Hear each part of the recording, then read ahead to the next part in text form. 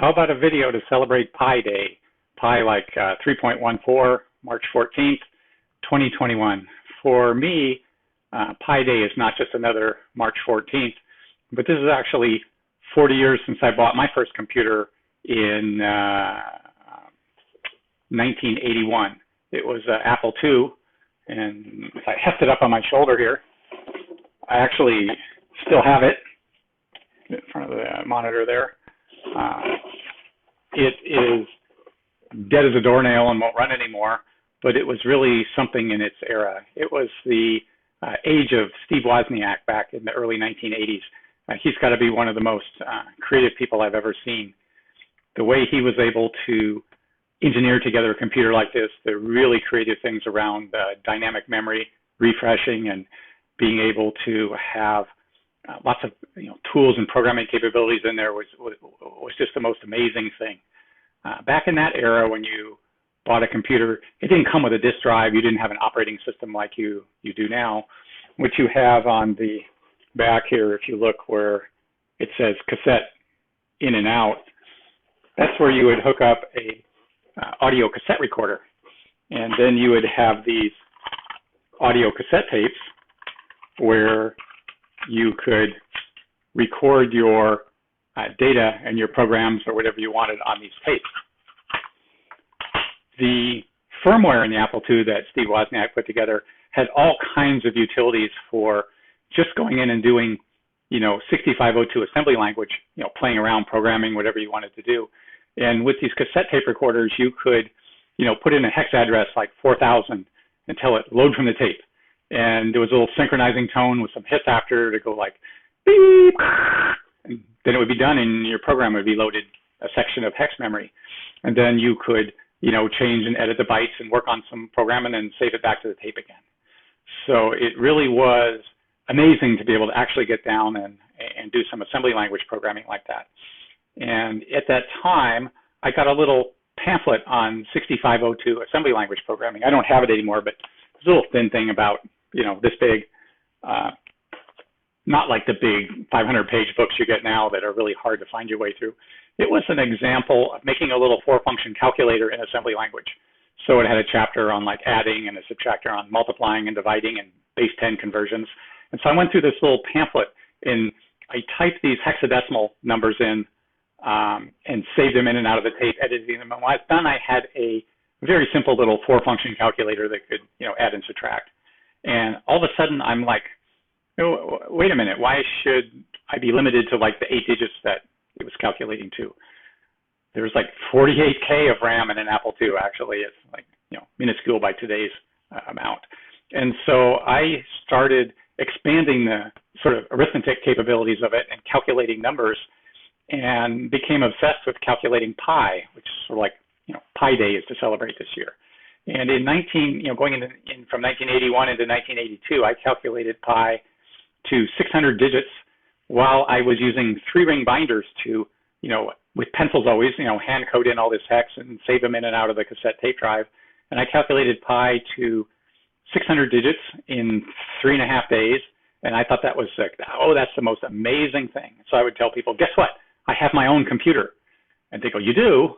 I said, nobody had a computer in 1981. And they said, what do you do with it? I said, I calculated pi to 600 digits.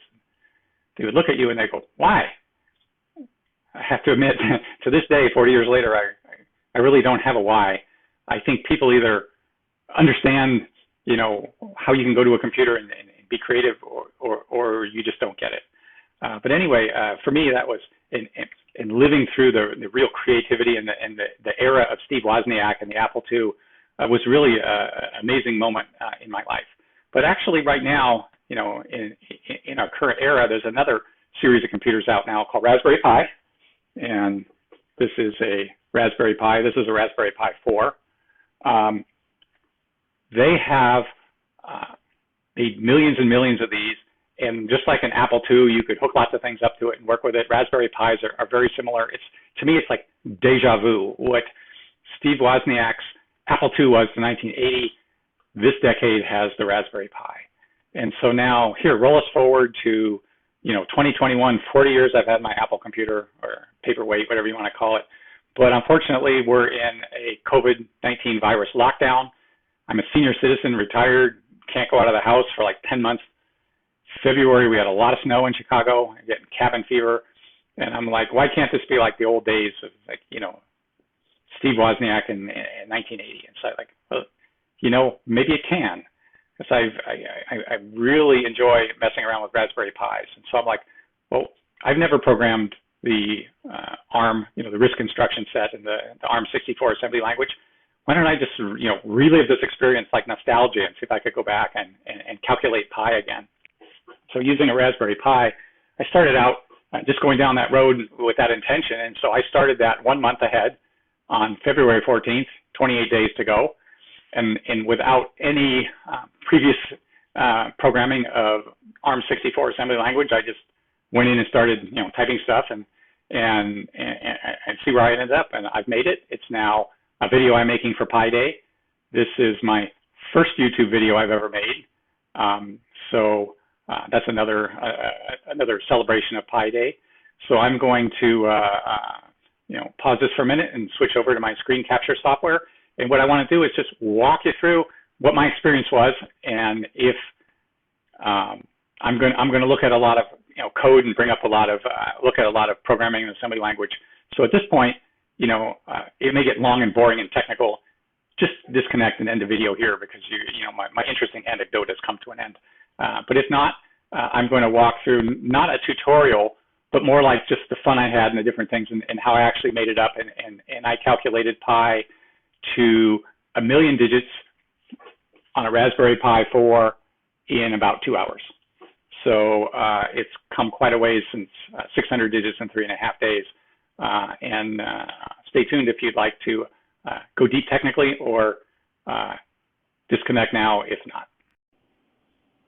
Okay, and let's see if we can do the technical part of this. I'm finding making YouTube videos is a little more difficult than I thought.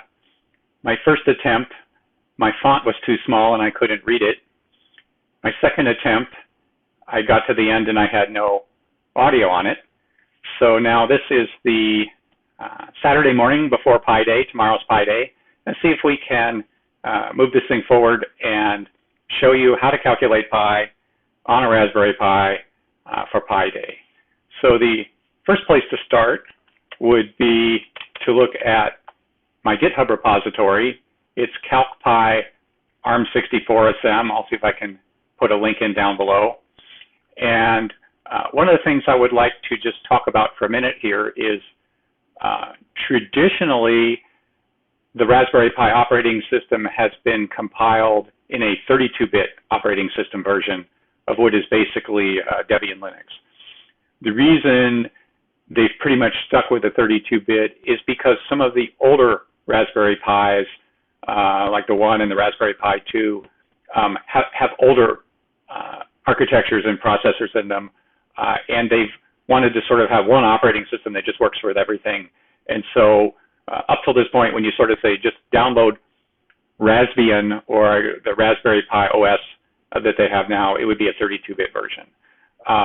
I've decided to do this with the 64-bit version of the operating system, because if you're working with a lot of math calculations where you're, you know, adding a word and having a carry and adding a word, it's much more efficient if you can do it 64 bits at a time rather than 32 bits at a time. So in order to try this program, you would need the 64-bit, and I believe this is a beta version. I have a link here of where you can go and get it. It loads in just the same as the regular Raspbian would, but it requires the Raspberry Pi 3 or Raspberry Pi 4 in order to do that. So assuming that we take a SD card, we flash it with it, the Raspbian operating system, and we're ready to go, how can we check and just compile the program and run it and make sure everything's working okay? So if I go over to a terminal window, I have a number of Raspberry Pi on a isolated home network where I can SSH into them with the command line terminal just by using their host names. So to show you what will not work first, if I SSH into Raspberry Pi 06, that's one of my older ones, And I get the model by typing proc CPU info. This one is a Raspberry Pi 2, and if I use the command lscpu, and this is where you're going to see the problems, is one is, this is the older Cortex A7, and I don't know if that's capable of the 64-bit operating system, but I have not been able to get the 64 operating system to load into a Raspberry Pi 2, but I did not try anything with firmware. But the important part up here is this ARM v7 into architecture means that the processor is in 32-bit mode because it's been started under an operating system which has been compiled in 32-bit mode, and that's not going to do what we want. To show you that you can do this on a Raspberry Pi 3, I'm going to go to number 10, and just to show you the difference, go to the proc CPU info, and this one is a Raspberry Pi 3 Model B Plus with the LS CPU. This has the Cortex A53. The Raspberry Pi 4 has a slightly higher one, but the important part is that, and it won't work without this, is it needs to be up here in the AArch64 architecture. That means the processor is in 64-bit mode, and it is running the operating system that matches that, that's been compiled for 64 bits. So I've got a Cortex A53 or higher. I've got the 64-bit version of the operating system running. The next thing that we would do is come back here to the repository, and if you hit this code button and get a drop-down, you can select HTTPS, or you could use SSH if you are logged into GitHub. And then when we click the little copy icon over here, it puts the repository address on the clipboard. So then in my Raspberry Pi 3 over here, I could make directory something like calc, just so it goes somewhere. Then I would git clone, and I'm assuming you are able to put git onto a Raspberry Pi, bring in the repository. So if I list it, I now have the repository, change directory into the repository, and you can see the license and some of the stuff there. There is, it's a little blue, hard to see. There's a source folder in there. So I change directory to the source folder, and there is the files of the repository. The one thing that you need to do right now is if you want to capture some of the text, you need to make a folder called log, so you could log some of that into it. And so now I have a log folder here. The command to compile the program is then simply make in lowercase. So I type make, and that compiled it. And if I list my files back out, I now have a executable file called calcpy. And just to remind you, it's / to run it, calcpy. And now my program is up and running with a little command prompt down here at the bottom. I'm going to talk a little bit more about the rest of the stuff later in the video, but what I'll do right now is just set some accuracy. So I could use the command sigfigs and say set it to 2500 digits, and then I could use the command c.pi that calculates pi, and there's pi. So what we're looking at here is what is a sort of RPN calculator where you have a series of 4 stacks that you can do some mathematics with. So if I were to type like 1, it pushes on the stack, and 2, it pushes on the stack, and then I could hit star and multiply those together. Is 1 times 1 is 2. Basic type arithmetic stuff. So if I, at this point, I don't want to start wandering around too much, but if I wanted to then calculate it to a larger number of digits, and I'm going to make it full screen here, I can set my sig figs to 10,000 digits, and then if I c.pi, I've now, and it took about 0.8 seconds, my X register on my sort of calculating stack now has pi in it. If I were to just type print, there's 10,000 digits went, shooting off the screen. If I shrink my screen down, you can see 3.14. What I want to do is capture it to a file. So what I'm going to do now is repeat that process completely cleanly through. So if I clear my stack, I have no registers there. I'm going to use a command called log. And so now into that folder, we're logging a text file. They're sequentially numbered when you create them. And then I'm going to set my sig figs to 10,000 just so I have it in the sig figs 10,000 just so I have it in the file. And there is a verbose option on that where I can see a little bit of information about how much memory is being allocated into the variables in order to do that calculation. Again, just recording to the file. C.pi calculates it, and so it's calculated now to 10,000 digits. And then if I print it with an F after, it's formatted. Turn my log off, quit the program, change to my log folder, and I now have that output file. So if I bring it up in Nano,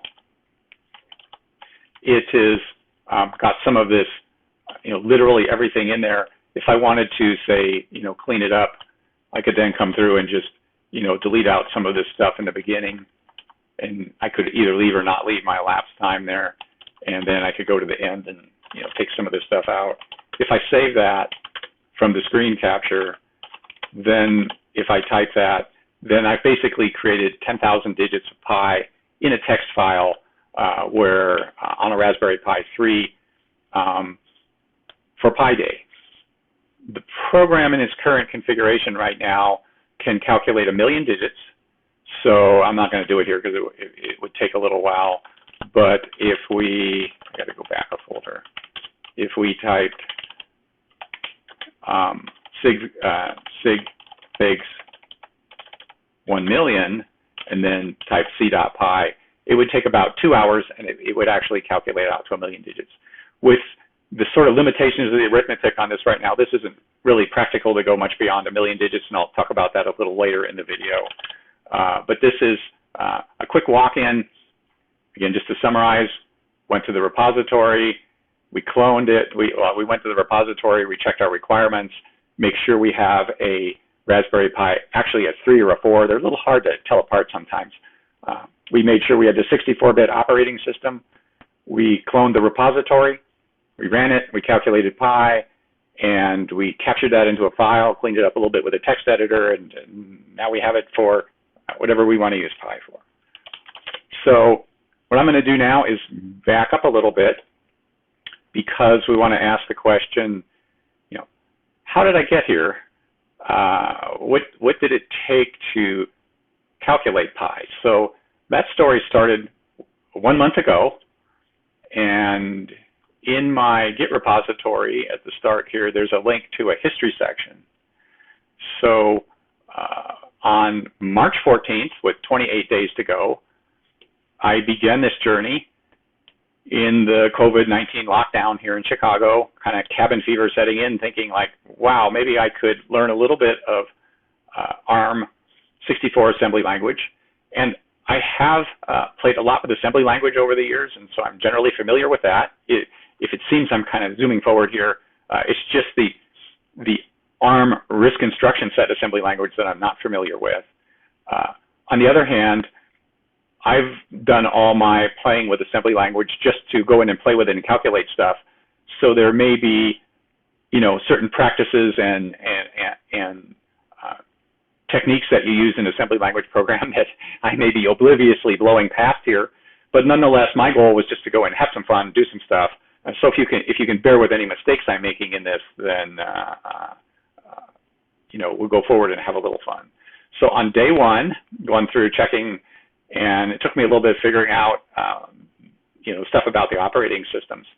The first thing, what I do on day one is hello world. Hello world is always a good place to start.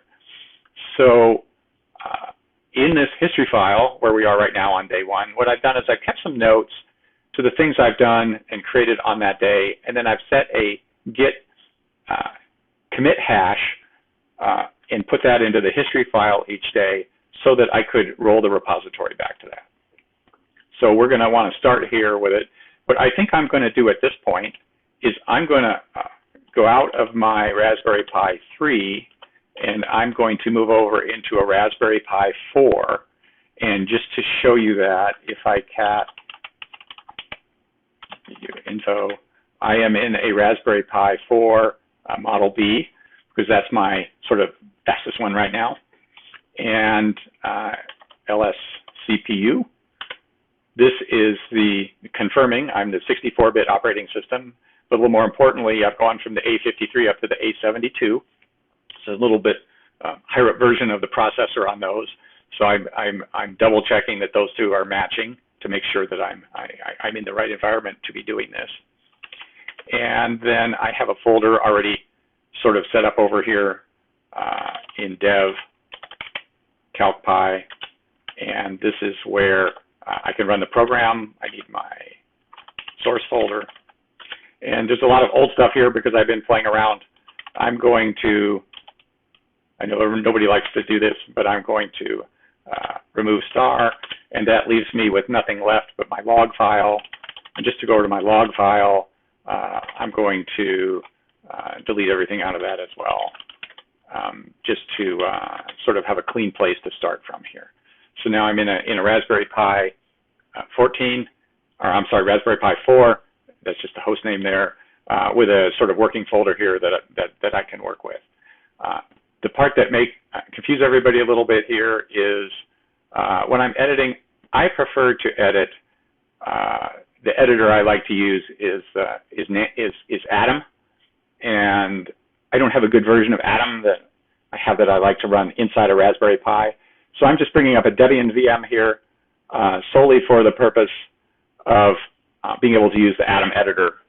There's no reason that you need to do this. You could just do everything right in the Raspberry Pi itself. So because I am in a different environment, I have a little pushing script here. It's just a bash script, which the way I can use SSH to use a terminal session into the Raspberry Pi, I can also use the secure copy command and just bring in the entire source folder in a single copy. So the VM also has a command line terminal in order to run that push command, and I'm already over here. So if I list my files out, here's my push command, and it takes the hostname as an argument. So if I push RPI 14, that would push the entire source code down there of the repository as it is now in its final form. And so if I list them, then there's all my files over there in a fresh Raspberry Pi, but they're simply pushed down from a virtual machine where I'm editing the text in.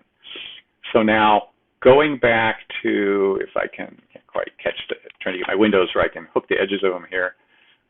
Going back to this day one commit hash, this will take the repository back to the version that it was back there on day one. So now the number of files here is quite a bit smaller. So I listed out, I just have a few files in this folder. So I would like to just start here for a minute. I do not want to do an assembly language tutorial because number one, I don't know that much about ARM assembly language. But what I would like to do would be to show you as a person who's just going in to have some fun and play around how I wrote it and what I needed, just so people could try it if they want to. So I wanted to start with a hello world. You always start with a hello world. So I created a main file, found an example or two of some assembly language program. If you're Googling around to do that, because almost exclusively up till now the Raspberry Pi has been using the 32-bit operating system, it is very difficult to find anything on a Raspberry Pi that is 64-bit assembly language. At least I couldn't find it. So I had to sort of find some other ARM examples and extrapolate from there. So having done that a little bit and not 100% sure, and there's mistakes earlier on here that I fixed as I went through the next few days. I created my main file, and a couple things that it just has to have in a main file is one up here at the start. You need to tell the processor a little bit about what you're compiling it for. So I had a little file here that has a architecture command that says it's the ARM v8A architecture, and then from the list command, I've set the CPU to the A72. If you have the A53 for the Pi 3, I really don't notice any difference between the two. I think I'm using such a generic subset of instructions that it probably doesn't make any difference which one I've chosen. But I am listing the architecture and the CPU type for the compiler or the assembler so it knows how to work. And then the next thing is, I'll come back to the header file in a minute. You need to have a start where your program begins running the assembly language. And so this would be a label to an address. And then you need to make that global so that the linker can find it. And the operating system will then take care of the rest from that point. The other thing that you need is there's different types of segments in most assembly language. Text, it doesn't mean text, it means this is going to be machine code that's going to run. It's not going to change. So if you were to have mutable variables and things like that, you would not want to put them in your text section. That gives the operating system a chance to make sure that from a security standpoint, that if it wants to do, address randomization, or it wants to monitor that buffer overruns aren't going into the code, it's been defined into a separate section. I'm not super familiar with, the implications of that. But down here at the bottom, there's a data section, and that means that, this is sort of pre-initialized data, but it would not be wrong to go down and change these values with the code itself. So just a little bit of sort of differentiating that out.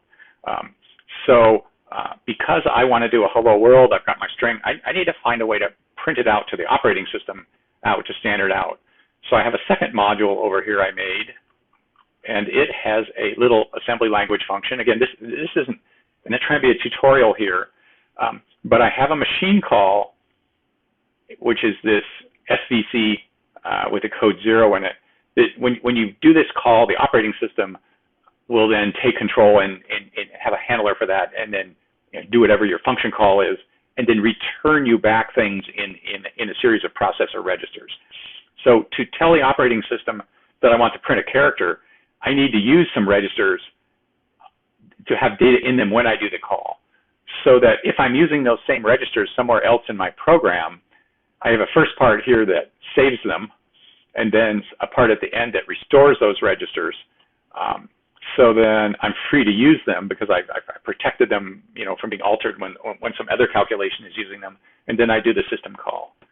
In order to output a character, I need a buffer somewhere to put the character into, and then the X1 register is where I put the address of that buffer, and then down here the X0 is the file descriptor of the stream, and standard out is always a 1. And then X2 register would be the count of the number of bytes that would be sent into the stream. In this case, it's printing one character, so it's 1 byte. And this is my system write. It always seems to, I'm a little trouble finding examples on a Raspberry Pi of the 64-bit, but this seems to be a fairly standard place to put the code. And so that brings me back to my other header file here. So when I've done other assembly languages with Linux, 64 is not normally the write code I'm familiar with. And I have another code here for gracefully exiting, how to tell the operating system, please stop running my program. That is, again, not the numbering I'm normally familiar with. So in my I/O module here, now when this thing runs, it will protect, I'm sorry, the wrong one there. It will protect the register that I'm going to use. It will do the system call, and then it will return back a pointer to a buffer where, I'm sorry, it will return back a code as to whether it was successful or not in the X0 register in printing that stream. Because I am wanting to print a null terminated string all in one shot, I have another little function here. I don't want to go into the details, but it simply has a little loop where it takes the characters one by one, sends them to my output procedure until it hits a 0 character. And also, because it's useful, I made a little function that prints carriage return as an end of line character. It just sends it back into that function and it would print it. So then I now have my two source code files, one for the main part of the program here. I need to sort of give the compiler some instructions on what to do. This is my make file. Again, I'm not trying to be too much detail in this, but we need to have a final executable file. That would be these first two lines. The LD is the linker. The executable name would be calc.py. And then these are the two object modules that would be put together into the executable. So in case something changes and I need to relink it, this is sort of a dependency list and says if these object modules change, where are those? Those are in the next two lines down here, the main and the IO module. Similarly, this is the assembler command to produce this object module from this source file, and then these are the dependencies. So if any of these change, then the assembler would want to reassemble those, and then the linker would see them change and reassemble them and so on. So I will then switch to my terminal window. I will push those down to Raspberry Pi number 14, and down they went, those 5 files. So now if I am here in this source code file, I should be able to make, and I'm going to just do this in one command. There's an and, which means if there's no errors, continue, and then calc pi, run the program, and I now can see, make it a little bigger for you. This is the main module being assembled, and this is the second module being assembled, and the linker put them together, and there's my hello world. And I could run it again just to show you. The second time, it doesn't need to recompile everything because those are up to date, but it ran my hello world there again. So if I can arrange my screen just a little bit here. So now I have the hello world working. That means I've got output, and that was pretty much a whole day to figure that out. You know, it's, oh, that's so easy, but it wasn't quite so easy just because of lack of examples for the Raspberry Pi 64-bit assembly language. So that will take me to day 2. So if I have output to standard out, I'd love to get standard input to standard in. So I just need to grab this commit hash, come over here and paste it in. I'll get my screen a little bit wider so I can see the whole thing. That puts the repository back to day 2 after finishing the input routine. So now my IO module has a key-in function that I just added. So it's very similar, but the trouble I had here, and I'll just be honest with you, I really had a lot of difficulty finding 64-bit examples on a Raspberry Pi. So one of the little things I did just to kind of help me be less confused is I came over here, and if I help, man to read. Now this is not for the assembly language instruction. This is like for the library call like you would use in C, but it lets me know what the operating system general terms is looking for on a read call. And so I know I need a file descriptor, and I know I need a buffer pointer, and I know I need to give it a size. It's some kind of integer value. So in general, that's kind of the way you would do it in C. So this is kind of like my 8 register is where I'm telling it this is where I'm going to do a read. And here in my header file, I have the code for that. I took a little hunting to get that down. And so I knew one of them was a maximum length that the buffer would not overrun, and one of them would be a pointer to the buffer, and one of them is the file descriptor of one, which would be console input. So I created a buffer up here, so the key buff would be the address, and then I put the X1 register would contain the pointer address to go to the buffer. Register 0, sorry to skip that, would be a 1 because that's the file descriptor of a standard in stream. And then my maximum characters for the buffer. And I had to kind of experiment and try 213, 1 or 012, 120, and so on until I got the right ones because I just couldn't find the right register numbers to put those in. So now I have my read working, and if I go to my main file now, it's pretty much where it was before, except that this part of the code, which was my hello world, I changed my string down here to say, please enter some text. And then I have a key-in function, which is going to do that little program I just wrote for key-in, and it's going to return back a address pointer in the X0 register. I'm just going to leave it sit in the X0 register and call immediately again my string out with that register unchanged. So now it's going to be a pointer to a text register and simply print it.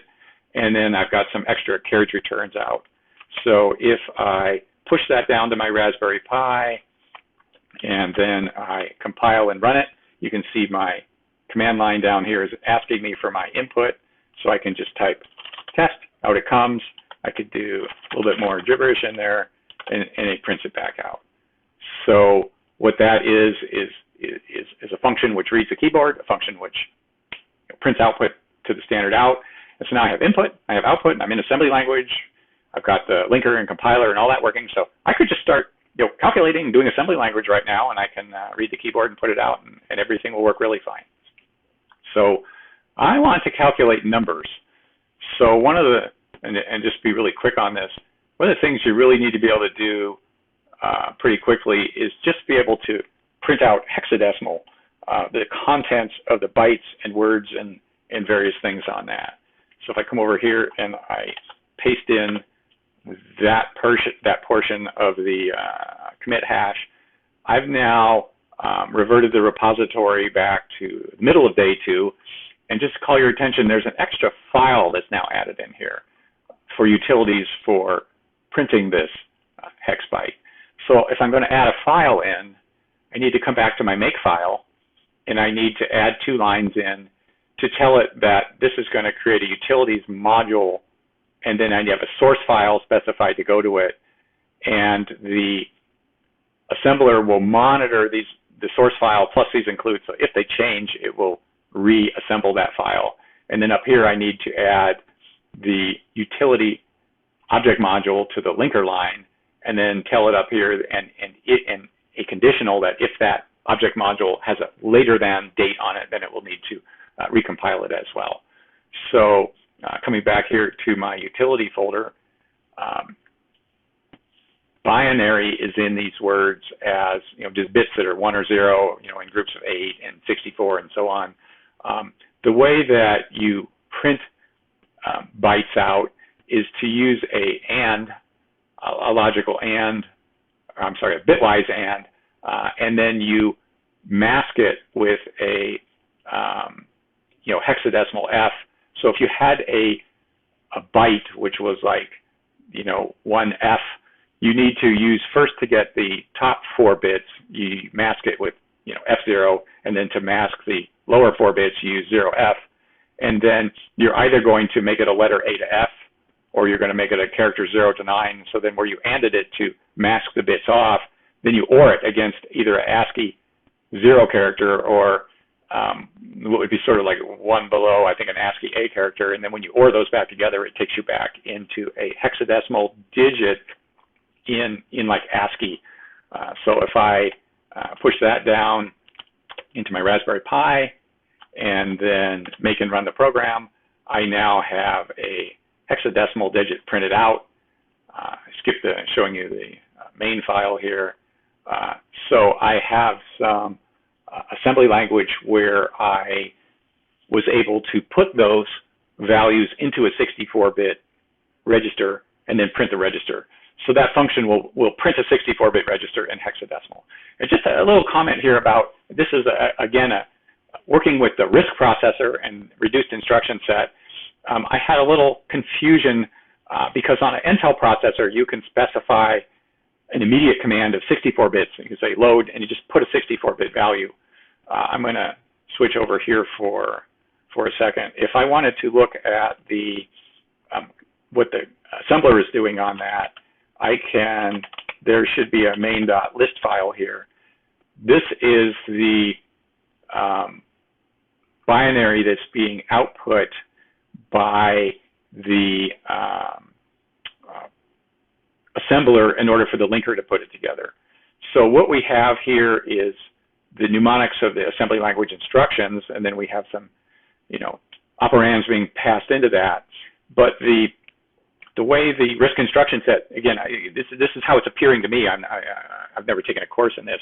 It appears they want to limit the size of the word so that all of the word instructions being executed in memory are all of a consistent size, and so that limits the number of bits that you can put in the operand because they don't want to have a lot of multi-word instructions.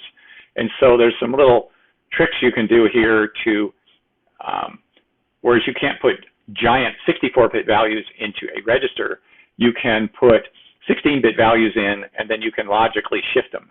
So if this is just, it moves in, starting with 0 is what the Z is for, this 16-bit value, and then shifts it over 48, and then puts in some more, and then shifts those 32 bits, and then puts in 16 bits more, and shifts it over 16, and then the last 16 bits that goes in is the actual 64-bit value. So again, when I run the program, I'm looking at a 64-bit word, but I actually put that in as 4 16-bit versions, and there may be an elegant way to do that better than that, but when I was fooling around with day one, that was how I figured out how to do that. So the other thing that you really need to do if you're going to start out is you say, like, okay, I'm making changes, but I have to keep running the program, make a change and run the program, and make a change and run the program. If you want to sort of be a little more flexible in what you're doing, you need to have some kind of command parser. And it's pretty easy to make ones that just take one key, so you could do like A, B, or C, and you just hit a key, and it would check what key you pressed, and then just have like some if statements, type programming to go look for it. Because I've fooled a lot with assembly language before, I went ahead and wrote a very simple little command parser. So if I just bring this hash in, pop over here, and revert my repository to there. Now, I have to be careful here closing these because I'm changing things while they're open. I now have added a parser file. So just to remind you, my makefile now has to have a parser section in here, and the linker needs to know that there's an object module coming and needs to look for dependencies in that. So this parser file, what I've done is I have set up 8-byte sections where I could have 7-character maximum null-terminated strings for commands.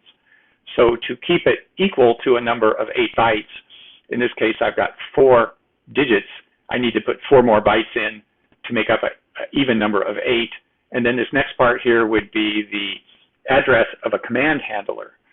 So then in the bottom part of this file, I can now have an exit command handler.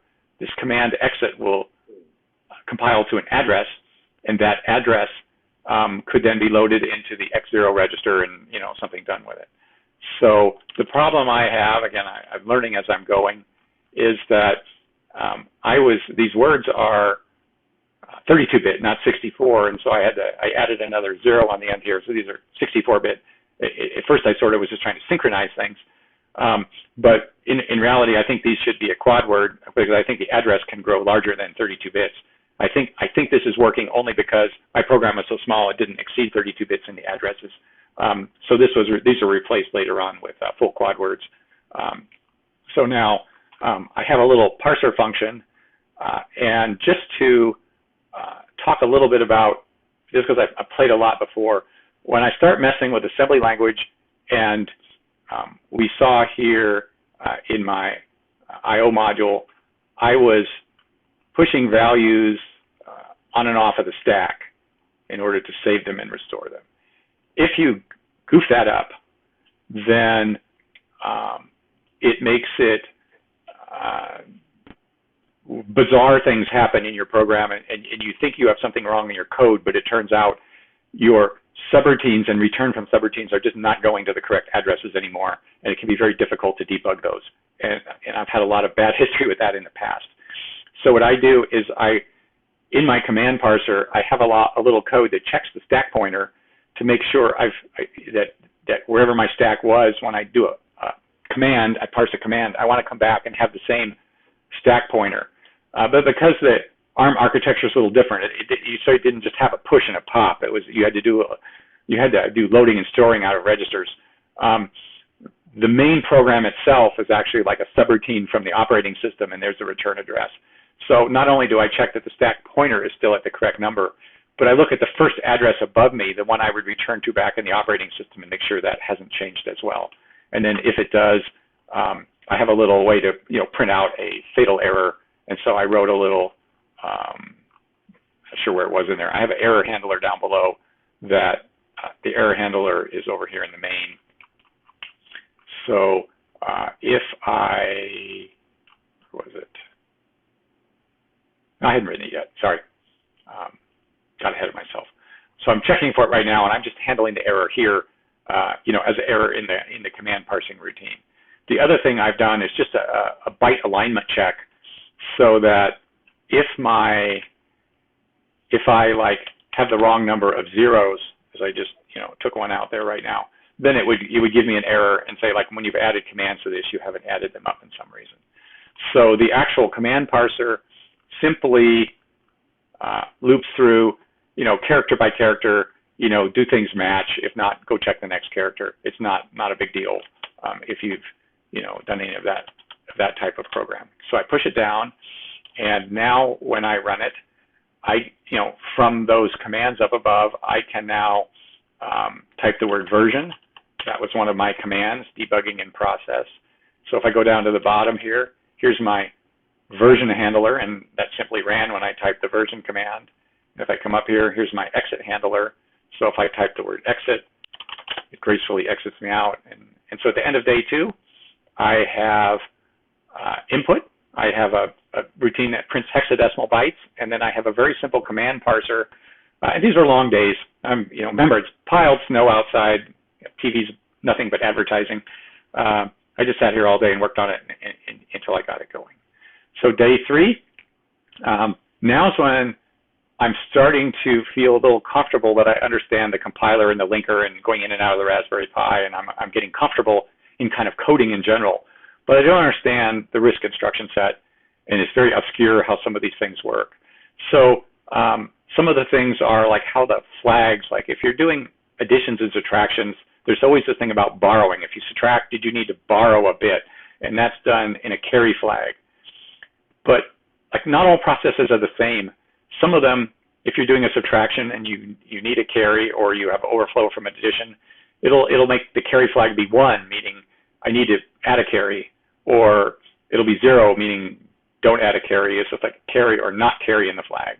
And I have over here on my desktop, if you can see it over here on the very upper corner, some PDF reference manuals, but they're very technical. And you sit there and say, well, is the carry flag a 1 or a 0 for when I need to do a borrow? Sometimes it's easier just to look at the flags and see. So I wrote some little routines that would print the flags out and it would print the registers out, because I could just insert that in my code. And if I'm there, I could just say, well, insert this instruction and see whether the flag is a 0 or 1 after the instruction. So if I forgot to grab the hash from that, so roll myself back, I now have in my utilities function here a print flags. And I'm going to stop talking so much about the assembly language. You've got the idea of that now. And so I did some assembly language to save the flags, because starting to do something with them changes them. So these are instructions that don't alter the flags. And then I simply made some, these are just characters. This is an ASCII N and E and so on. Below it, I wrote a routine to print out. It just goes through one by one. There's 30 registers in the 64-bit ARM processor. So I just printed them out one by one. So if I go down to my Raspberry Pi, push down the code, compile the code. Now, let me back up a sec here. I got ahead of myself. In the command parser, I have a function called test. And I can just type the test command, and it will come here and it'll do whatever in the test command. So right now, I was just working with printing bytes, and so actually this is what's left in this commit when it went in. This is something that was just doing that print word. So if I type test over here right now, it's printing that hexadecimal word out. So if I want to try printing those flags, I'll just leave that there. And I apologize, this plugin for Atom doesn't have the block on comment. But what I'm doing here is I'm doing a subtraction. As I told you, that's what I would be interested in. So this will take the X register, subtract the X0, subtract the X1 register, and put the result in the X0 register. So the second one is larger than the first. So if you take a 10 and subtract 100, you'd be a negative number. So that would impact the carry flag. And so if I have the print flags in command, that should be able to look at those flags. So I edit it, so I save it, push it down to the Raspberry Pi, quit, recompile, and type test. I can now see that it is not equal to 0, the carry is clear, the minus flag is set, and the overflow flag is set. So now I know that when I needed to do a borrow, I'm going to have carry 0. So 0 means I needed to borrow, not a 1 means I needed to borrow. If I come over here and turn on my print registers, just uncommented, and then send that down there, then when I quit, recompile, test, I can now see all my 30 processor registers. This is the stack pointer. I talked about monitoring that for changes. So this top register is reserved as the return address from the last subroutine call. So at my subroutine where this is running, this would be the call to the procedure above it. And these are just registers that had things in them as my program was running. So here's my, you can see the hex is still there, my flags are still there. And so I say, well, I forgot to put a carriage return here at the beginning of that, just to show you how easy the code is to edit. If I were to do a subroutine call to my carriage return out function, save it, send it to the Raspberry Pi, quit, recompile, and test, I now have that carriage return in here, so it didn't stick one line on the other. It's pretty easy to edit. I need to back all these changes back out so I don't goof anything up, and save it. If we come back here and go to day 4, this is where now it was really interesting looking at being able to flags and work with that test function a little bit. But I wanted to just the more I look at this ARM RISC instruction set, the more confused I got. You think it's confusing, it gets really confusing. So I needed to take a whole day long. This is like 14 hours. I just did nothing for like 12 or 14 hours, but just play with the ARM processor. It is really fun to do if you've never done that before. So I had to create a module called practice, so I have somewhere to practice in. So if I grab my commit hash, and then I come back over here and revert the repository, I have something not right, git reset hard.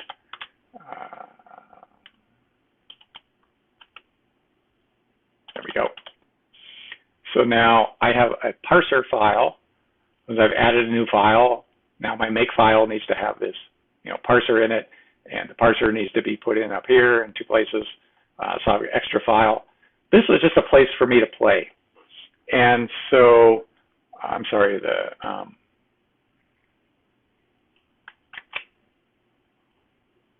I have goofed something up.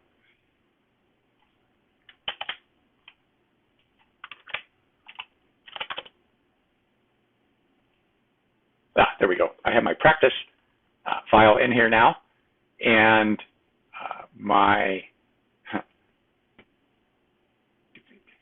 I'm a senior citizen. I can get bewildered occasionally. I have my practice file, and my practice file is added up here in the top, and I'm ready to just go practice things. So one of the things that I was doing was looking at the different instructions that are there. And in the RISC instruction set, like normally you'd have a compare, a CMP, where it's like doing a subtraction but like don't have a result.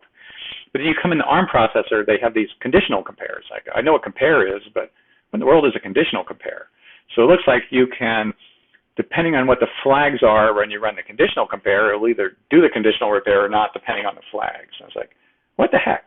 You know, so I did a little subtraction up here, and then I could, you know, see what the flags are, and then I could try. And once you can do it and you can watch the flags, then you say like, oh, I get it, you know, and then suddenly it makes sense. You know, so this whole file is nothing but series of these doing checks. And then so at the beginning here, this is kind of like a little jump selector table. And so like one of the things, if you're going to do math, you need to understand is the order of the bytes. And they call that the endian check. The end meaning is, you know, is it the start end or the beginning end? And so is, you know, what end are your numbers being added in on? And so I wanted to make sure I had that right. So down here at the bottom, if you tell it to put a word in memory, there's a quad command, put 64-bit word in. So here's a word, 1, 1, 2, 2, 3, 3, 4, 4, 5, 6. But if you put it in byte by byte, you know, you have an 88, you know, is the 88 going to come here as the first one, or is the 88 going to come in as the last one? Processors are different. Some order them one way, some order them another. So I need to make sure I understood it correctly. So I put a little code in that would print using my xprint that I, you know, made a day ago, and then I would be able to run that. So if I push this down to the Raspberry Pi, sorry, I think I just I messed myself up with that reset. Push this down to the Raspberry Pi, quit, recompile, and then this is now practice. I can now, I knew I goofed something up, or I shouldn't have done the hard reset.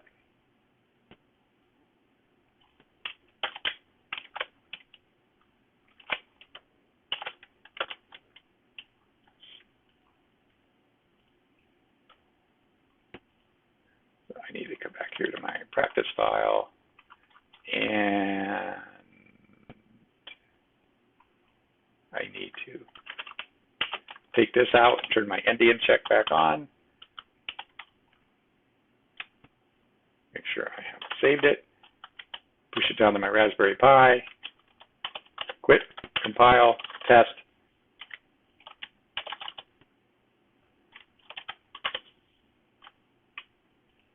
Now I'm very confused. Practice. So I was running the wrong command. So now I can see that, sorry for that, I can see that I can put in this 64-bit word as a single printed value, and I can put in the single bit word byte by byte, and I have a good understanding of the order in which the bytes are called up within a word if you need to access them. And because you're working in both 32 and 64, if you're putting, you know, bytes in, you need to make sure they don't come out over here when you're working into 32-bit word at the same time. So enough of working with the practice. On day 5, I wanted to be able to go and start to allocate out some memory for variables. So because what do you want to do with variables? You know, clear them, set them to 0, you know, copy one variable to another. So I needed to define the variables. And I am going to go back to my PowerPoint presentation just for a minute and bring up, I'm going to use this slide a lot now, starting to talk to things. I have a little thought about variables because you can have integer variables. And if you're doing cryptography so that you have like 4096-bit RSA keys, then you could take these 64-bit integers and string them as many as you want together. So this goes from like bit 0 to 63, 64 to 127, and so on.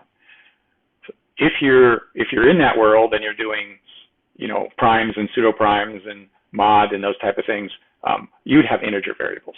But if we're looking at going to the low end, you got like 4, 3, 2, 1, 0. You know, 3, you could have 3, but 3 is only one digit. That's not accurate enough for what I want to do with pi. So we're not going to do integer variables. Normally, you would use a binary scientific notation if you're going to represent variables in memory.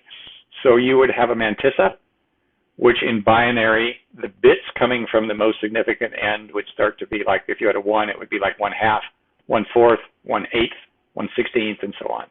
And then you would have an exponent in binary. So that would be like times 2, you know, and if you start to do those, it'll be like 2, 4, 8, 16, 32. And so you could have like, 1/8 with 2 to the 32 power. And then you'd have to convert those back and forth from base 10. I've done those, playing around, like when I talked about my Apple II.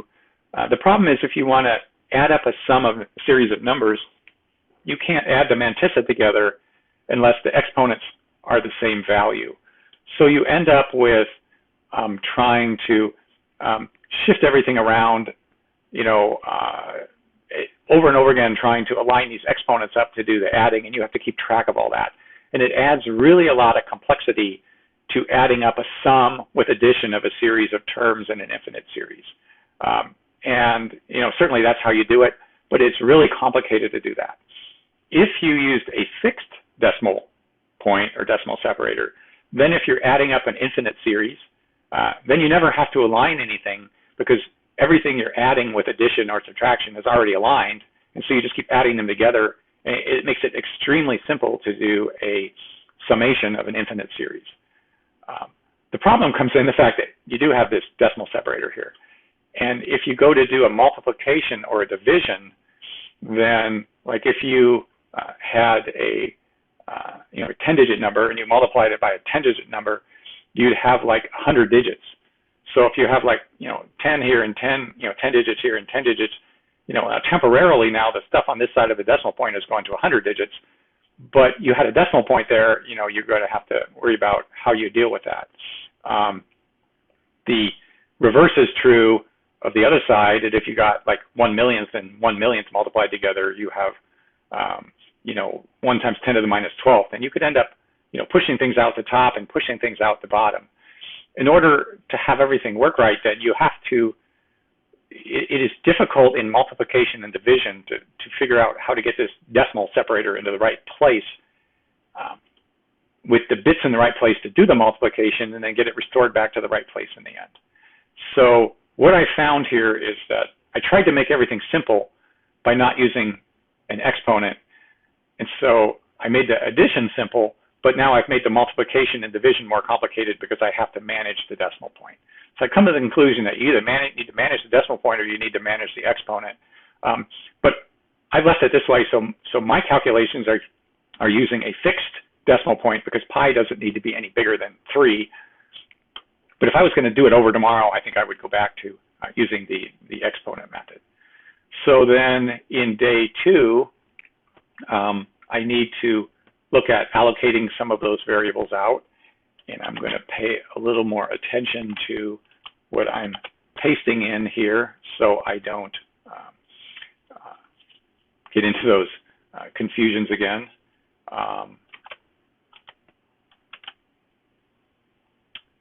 I should have had a math file come in. I think my problem is my copy command is not grabbing this. Try it with the mouse.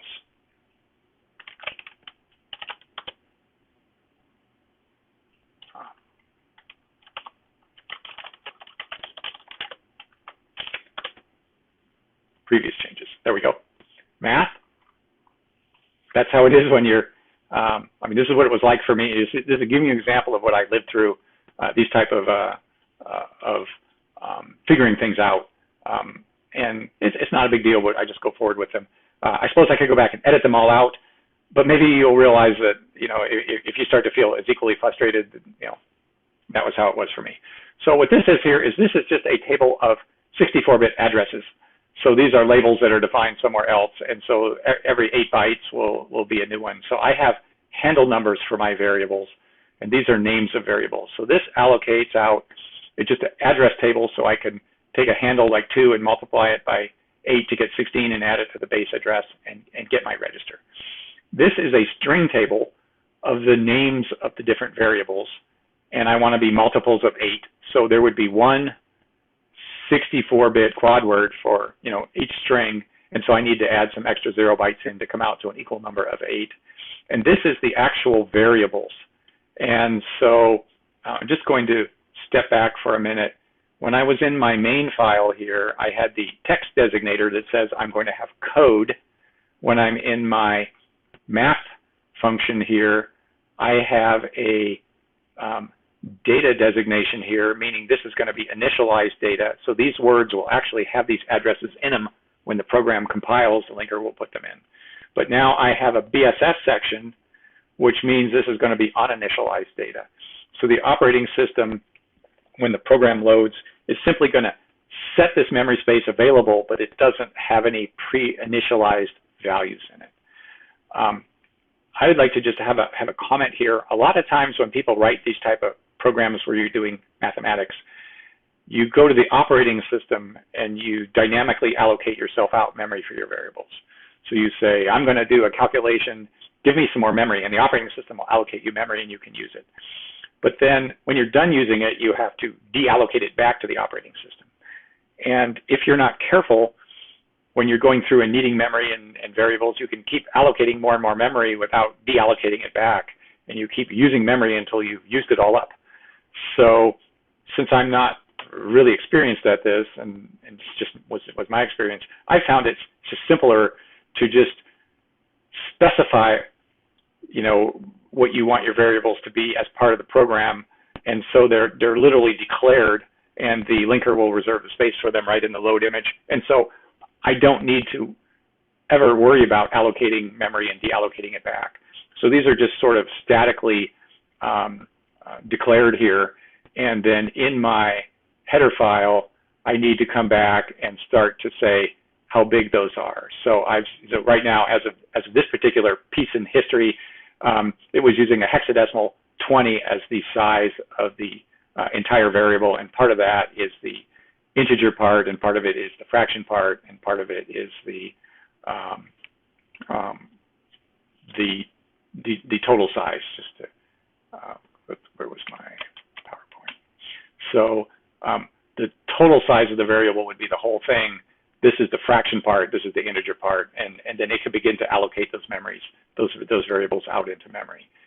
So the math file is, sorry, I didn't have to keep scrolling that. This is putting these variables in, and then just because I now have variables that I'm going to be working with, I need a few just sort of regular variables that tell me how many words and what the offsets are into those words, and then I put some code in that sets, does some things to set the words. And so let's say, like, well, if you have 10 words, then you would have, it would be like 8 bytes for words, and you have like 80 bytes, and you'd have offsets into the variable in some of those. So it's just some integer arithmetic.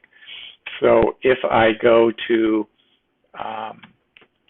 push that down into my Raspberry Pi, quit, recompile, I didn't show you the code for it, but I've written a couple of other sort of helper functions in here.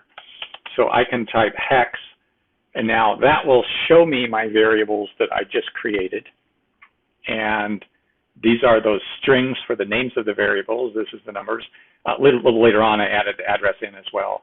And then these are the using my hexadecimal byte printing routine, I can see them.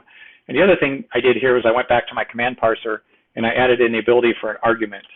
So if I type hex 3, I can now, because the above part is abbreviated and dots in there mean I left some out, this would now be the entire variable that I would be allocating.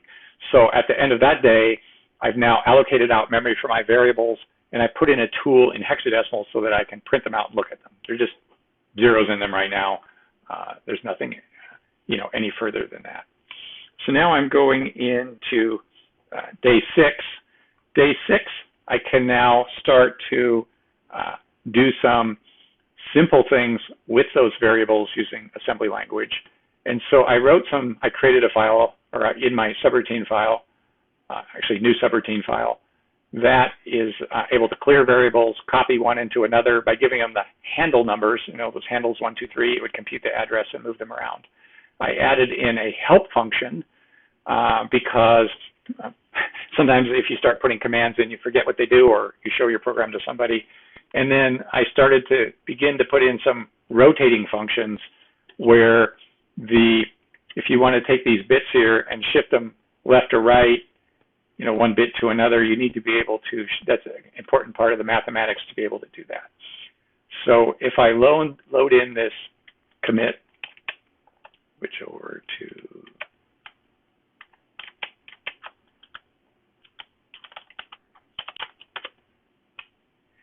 and I come over and I go back to my command parser. Remember, I had that test function in there. So now my test function, if I wanted to test one of those subroutines I just wrote, I could say, well,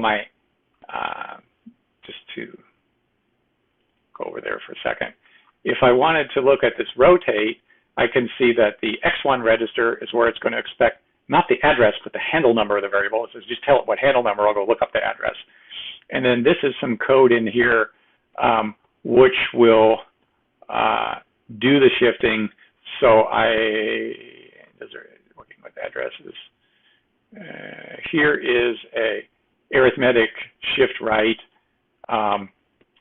with a, what was I doing here? Sorry.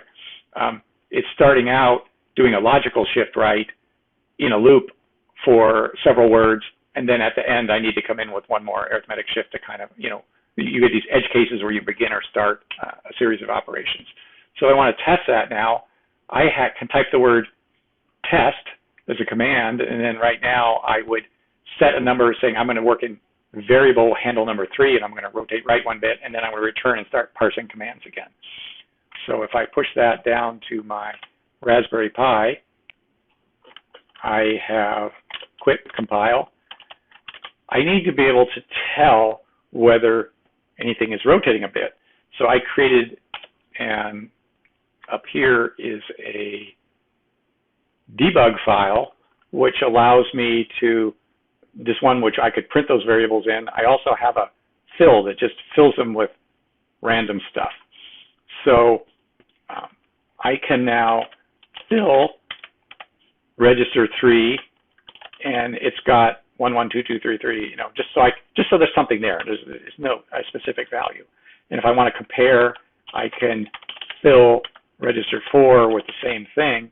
And then if I call my test function and I print it, I have now rotated this 1 in the upper part here has moved over and become the 8. And the tricky part is it actually going from word to word? And if you want to play with that a little bit, back in the parser's test function, where I'm rotating right one bit here, you could put it in more than one time, or I could simply come here and go test, test, and I could see it, and then test and hex. So I could either come back here and modify what my test command does, or I could just run the test command many times and sort of accomplish the same result. And so you can see there's one more bit left there.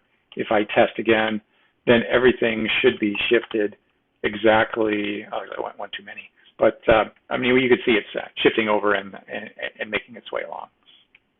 So that was sort of where I was at day 6.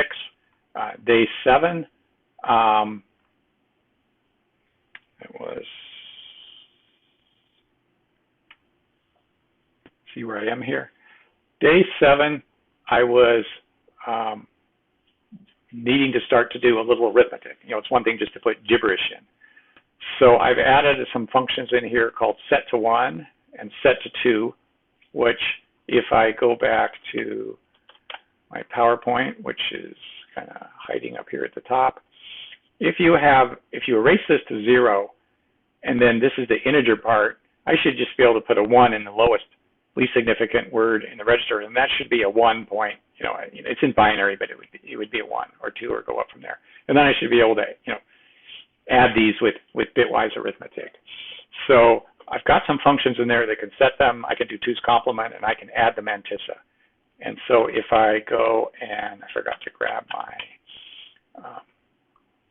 hash off that.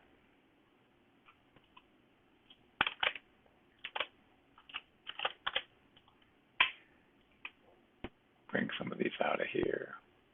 So now in my math subroutine, down at the bottom of it here, I now have an add the mantissas, and it's going to expect to be able to have the X1 register be the handle number of the first number, which is going to add to the handle of the second register, which is going to be stored into the third register. And if I go up here to the top, I've got functions like clear the variable and then here's my set to 1. So I simply take this value here, and then I store it into the register at an address at that location.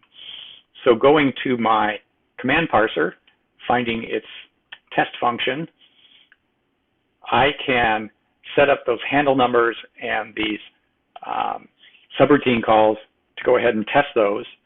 So if I come over here and I push that down to the Raspberry Pi, quit, compile, run, look at what's there, I run test, and then I look at what's there.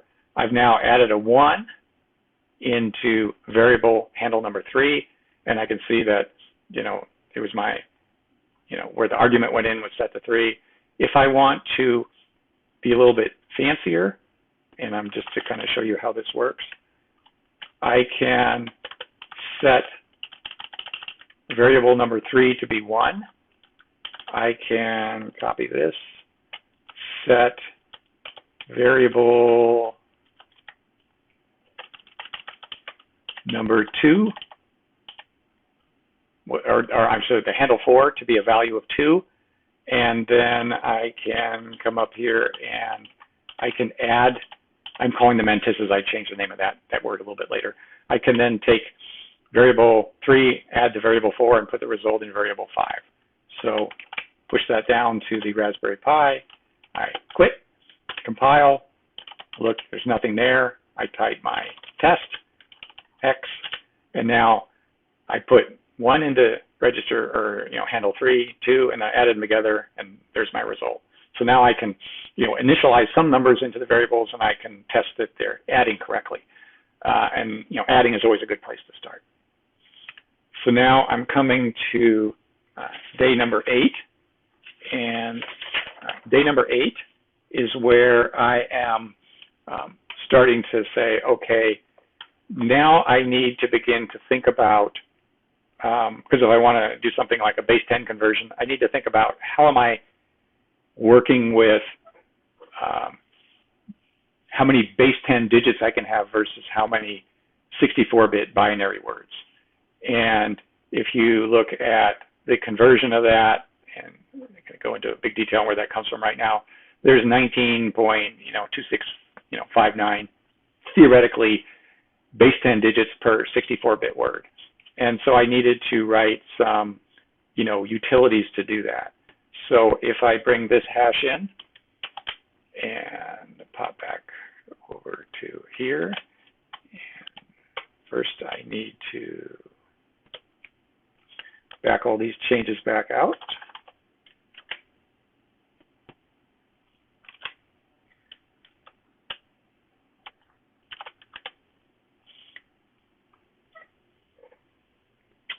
Now I have in my math, utilities, I have some functions here which can set the digit accuracy. So if I tell it my digits in like base 10, it'll convert, how many integer words and fraction words, and, maybe divert here just for a second, guard words, coming back to my PowerPoint presentation. When you're doing all this arithmetic, down here in the very least significant bit end, because you're shifting some numbers back and forth, and you're having some additions and subtractions and multiplications, you can get a little bit of round off errors here in the last few bits, and you don't want those to necessarily pollute the entire variable.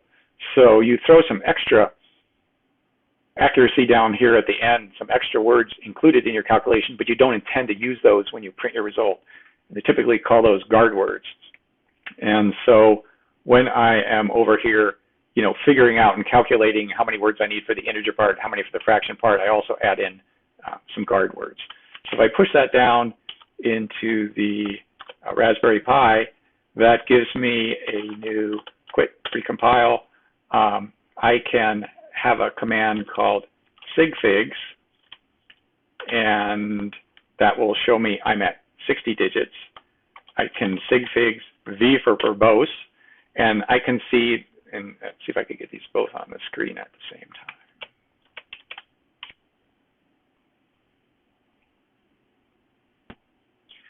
I can see that if I'm looking here at my integer part, which is over here, I can have two 64-bit words giving me 38 digits. The fraction part, which would be the sum of 4 guard words plus 2 variable words, that would be a total of 6, would give me my fraction digits. And right now, that's because I'm kind of setting it the other way, that's allowing for 60. And then my total variable would be, across the whole thing would be 8 words. The other piece to be able to do that is you have to be able to work with that, that factor of the 19.2. So what I did, I got to scroll down a little bit here, is because you're just working in integers when you're trying to say how many words do I have, you want to be able to do a multiplication. Like I would love to be able to, down here, multiply by 19.2. So if I could multiply by 19.2, then or divide by 19.2, I could convert. But I'm working in integers, so I could, divide by 19, but that is not going to be enough. But what you can do is you can, first multiply by this number and then divide by this number, and that's kind of the same. You take this in 32 bits. You say so you want 10 words, you can multiply it by 32 bits, and then you get this times 10. But then you divide by this integer value, and it will take you back to the number of words that you would need. So what you end up with in some of these functions is you would be, am I looking here? You would be first doing a multiplication, both on the screen, times the first number, and then you would be doing a division by the second number, and that allows you to convert back and forth between those two values while you're just working with integers. So just a little, trick on that. So I'm going to move forward here a little more and go back to day 9. So day 9 now, I have set up the ability to establish a relationship between how many base 10 digits I have using that 19.2 factor and how many binary words. I can, add and subtract and be able to do various things. What I need to be able to do for converting out base 10 numbers is to, I want to go back to my PowerPoint for a sec. I need to hang that off the top of the screen so I can just click to it. If you want to have a binary, this is an integer binary part over here and an integer fraction part. The way you would print this in base 10 is you would start dividing by 10. You divide the whole number by 10. And when you do, you get smaller and you move in this direction toward the least significant bit. So if you had, a number up here like 256, that would represent 256. You would divide by 10, and now you would have 25.6. And then you would divide by 10 again, and now you would have 2.56. So each time you divide by 10, you keep moving the number smaller and smaller. And you do that over and over again until what's left in the integer part is between 0 and 9. If you are already 0 in the integer part, you would do the opposite. You would multiply by 10, moving it bigger and bigger until the first digit in here is between 0 and 9.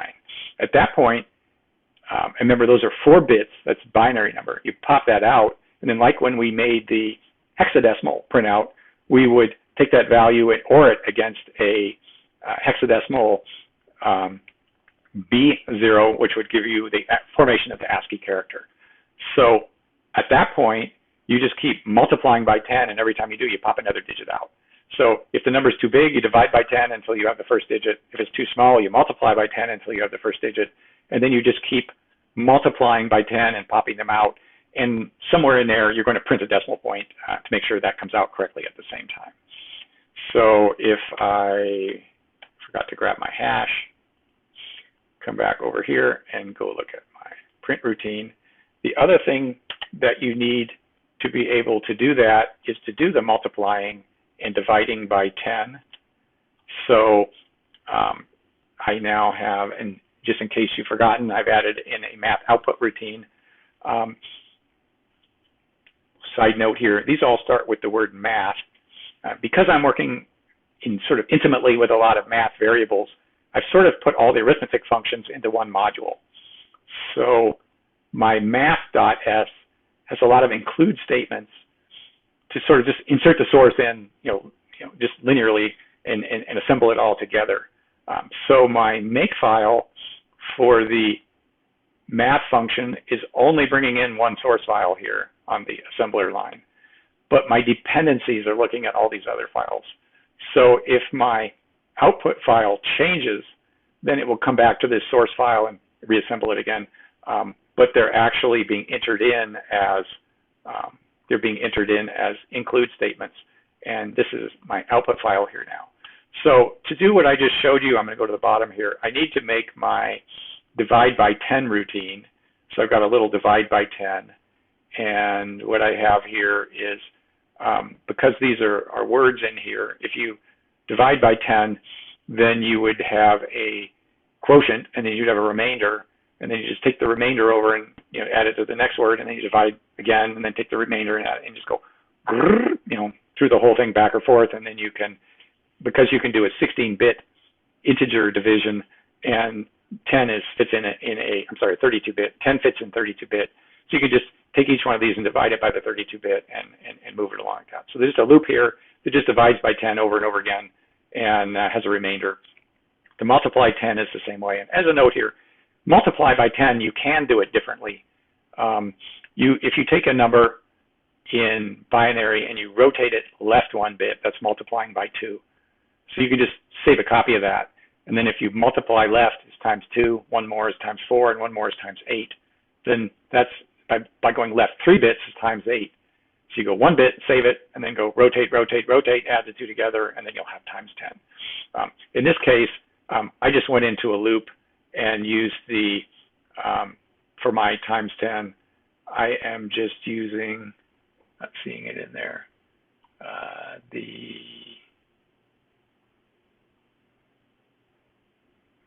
maybe I did it the other way.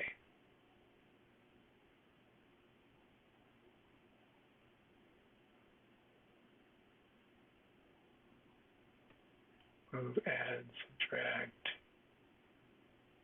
move back to here. Nope. Here it is here. I am simply multiplying by 10, and then you have a, if you take a 32-bit multiply, then you produce a 64-bit result.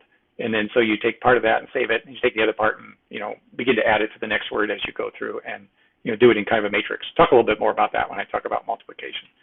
So then the main routine for multiplying is going to need to do, if you're trying to align those digits, first off, you're just seeing if you're plus or minus and doing a 2's complement and printing a plus sign or a minus sign. But then I just have to look in here for a little bit. I need my division section. So here's my divide by 10. So I'm going to divide by 10 until I have 1 digit, and then I can fall down here and multiply by 10 over and over again until the digits pop out. So if I push the output routine down into the Raspberry Pi, I quit, I compile. Now to test it, I come back to my command parser here, and I can see that I have my test functions getting a little bigger. I can take a number in register 3, and this will set it to 1. So if I save that and actually, I think I want to put that in.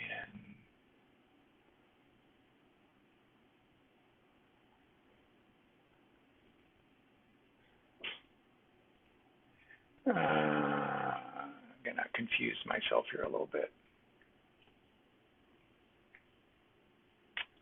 No, yes, set to 1. So this will set, I'm going to make it be register 5, and I'm going to set that to 1.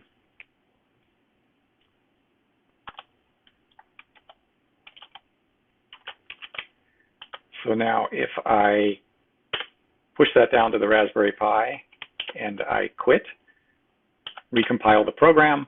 This was like, a week and a half ago. I've kind of forgotten it a little bit. If I type the command print, it prints 0. If I run test, and I look at hex, I have I put a value of 2 in there. Then when I type, window here, I type print, I'm now printing the value 2. So that is a way to see how that's working. Actually, I had that up here higher. To just show you what a different value would look like, I can come up here and take my value of 2, and I can, rotate it right a whole bunch of times.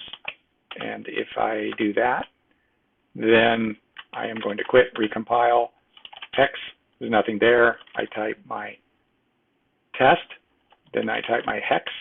I have test, hex, where did it go? Here it is over here, is my 8. Then if I go to print that, I now have got 0.00019 because I've shifted it right a few bits and made the number smaller. So I now have an output base 10 conversion working. I don't have any way to do input yet. So now the next day is to, going back to my history file, is to write the math input procedure.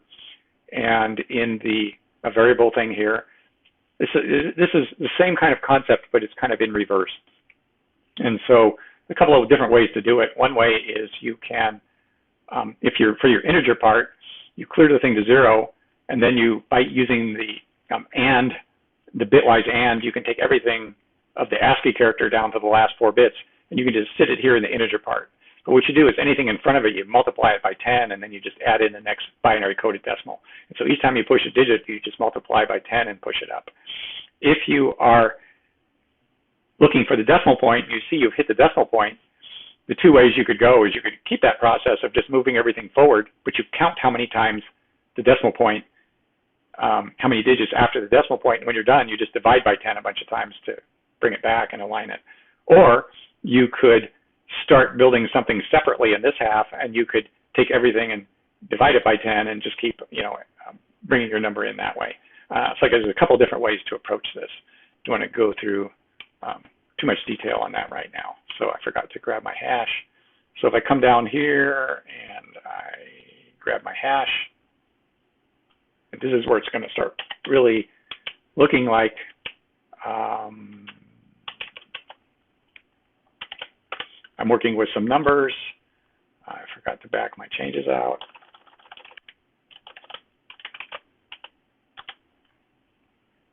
So I'm just going to go ahead and push that down to the Raspberry Pi. So now if actually I could go look at that just for a second. So if I look at my input routine now, I have characters coming in from a string buffer. And so I have a lot of pointers and things that I need to set up. And so one of the things that I'm going to do is grab the next character coming in. I got to check it for a plus sign. I got to check it for a minus sign. I got to check it for a decimal point. And then you've got to worry about, did I already get my decimal points? I don't want to have 2 of them. Then you make sure you're a number between 0 and 9. This is little boilerplate stuff. And then you take everything previous and multiply it by 10. And then you take your digit and you AND it against 0f to get you go from ASCII to like binary coded decimal. And then you store it in that byte, and then you loop back here and you grab the next character and do it over and over again. So push that down into the Raspberry Pi. So now if I quit, compile, and I should now be able to go 1, 2, 3. I got 1, 2, 3, 1, 2, 3.456, minus 1, 2, 3, and I got a negative number. So now I can input numbers in. I should be able to go like 0.000 and actually maybe 0.0001, and then I don't know why that's not working. I think I did a little debugging on this on the next day, but you can see generally put a million in, there's a million coming in. So I have able to input numbers in base 10, print them in base 10, add them and subtract them, but that's all so far. So next I need to start to think about a little higher order math functions, but before I do, if you were looking at where I scrolled past the beginning of this character input routine, there was all kind of arithmetic here for figuring out how to handle all the pointers to different places in the variable. So I got the start of the integer part, the end of the integer part, the start of the fraction part, the end of the integer part, and then there's how many words I'm actually using versus how much memory I've allocated. I've got all these different variables that point to all these different places within the number. And I've just overflowed in mistakes from all this integer arithmetic. So I needed to back away from this for a day. And so on day 24, I added a new module in just to calculate addresses so that I wouldn't have to make all those mistakes every time I do those. So if I paste this commit in, I now have, I see I'm getting a lot of files here now. So I have one called address. So if I go and look at my makefile is now getting really full. I just don't only have my address one here, but I have all the other ones and getting more and more complicated. And at some point, you'll see I had to switch to more than one line, get a line continuer for it. So what I've done in the address module is I've come in and I've just made, this is the global designator here, I've just made functions, and I'm using X9 register as an offset into the variable. I'm using X10 as a word counter, and depending on how you're looping, like if you have 10 words, you would either loop, is your kind of including 0 or 1 on the bottom end, you would either be 10 or 9 as your loop limit. And then if you have 3 variables, like taking 1 plus a second, adding it into a third, I'm using X13, X14, and X15 registers as the sort of like source 1, source 2, destination. And then I've got separate sections for like the integer most significant word, integer least significant word. And so there's a whole giant module here of just pages and pages and pages of copy-pasted integer, 64-bit integer arithmetic to calculate these pointers. And there's a little section here in the front where I kind of explain a little bit about which the different ones are and how they work. So if I push that down into my Raspberry Pi and quit, I've added a couple of new functions in that address one, where, just to remind you where we were before, and SF is a short version of sig figs verbose. These are where I was looking at digits in words. I've now added in a debug offset. So if my variable has a bottom address, if 0 is the start of where I allocated memory for a variable, then this is where because I can adjust the size, this is where like my least significant word of the fraction part is, and all the way up here to the top to the most significant part of the integer one. This is what you would add to the address. And then I have a d.vars, so I could just look at what those variables are. So these tell me what the words are in these variables, and then this is the base 10 conversion of those. So now if I type, hex, I've also added in the address in memory of where this is because now the linkers put it all together and it's running as a program. So these are the addresses of where these actual variables are in memory. So if I wanted to debug that, I could do my d.offset. So I could go to variable number 3 here and go to this address, d.offset. I could figure out, how far back I would want to go into the number to look for specific bits while I'm debugging it. And so again, that whole the whole business on day number and this particular day was simply just to create those address functions, so I could just put those addresses in and do them quite elegantly, and I'll show you those working next. So now the next thing that I want to do is start to be a calculator where I could use commands. So I've loved Hewlett-Packard calculators. I got my first one in 1974. It was an HP 45. It uses the RPN notation where you have X, Y, Z, and T registers, and you do like 10, enter 10 plus, and it displays 20. There's no equal sign. So I needed to create command handlers for what would be RPN functions, and then get the calculator to kind of work in that mode. I had a little time at the end of the day, so I also worked on being able to do a 32-bit sort of division on a number. So if the number you're dividing by is 32 bits or less, you can just divide remainder, divide remainder, divide remainder, and just zip back and forth through here one time to do the division without all the complication of trying to divide two large 100-digit numbers at the same time. So if I push that, didn't grab the hash. If I push this hash down into the VM, and just refresh my memory where I'm looking at here, I'm just going to go ahead and push this down into there. Actually, I'm going to go look at the command parser 1 second. So my command parser now has as text commands, where did it go?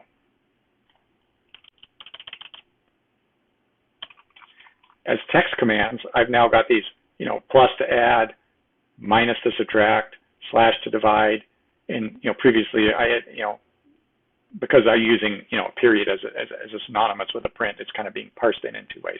You can see there's some more kind of boilerplate commands, change the sign, clear the stack, clear X.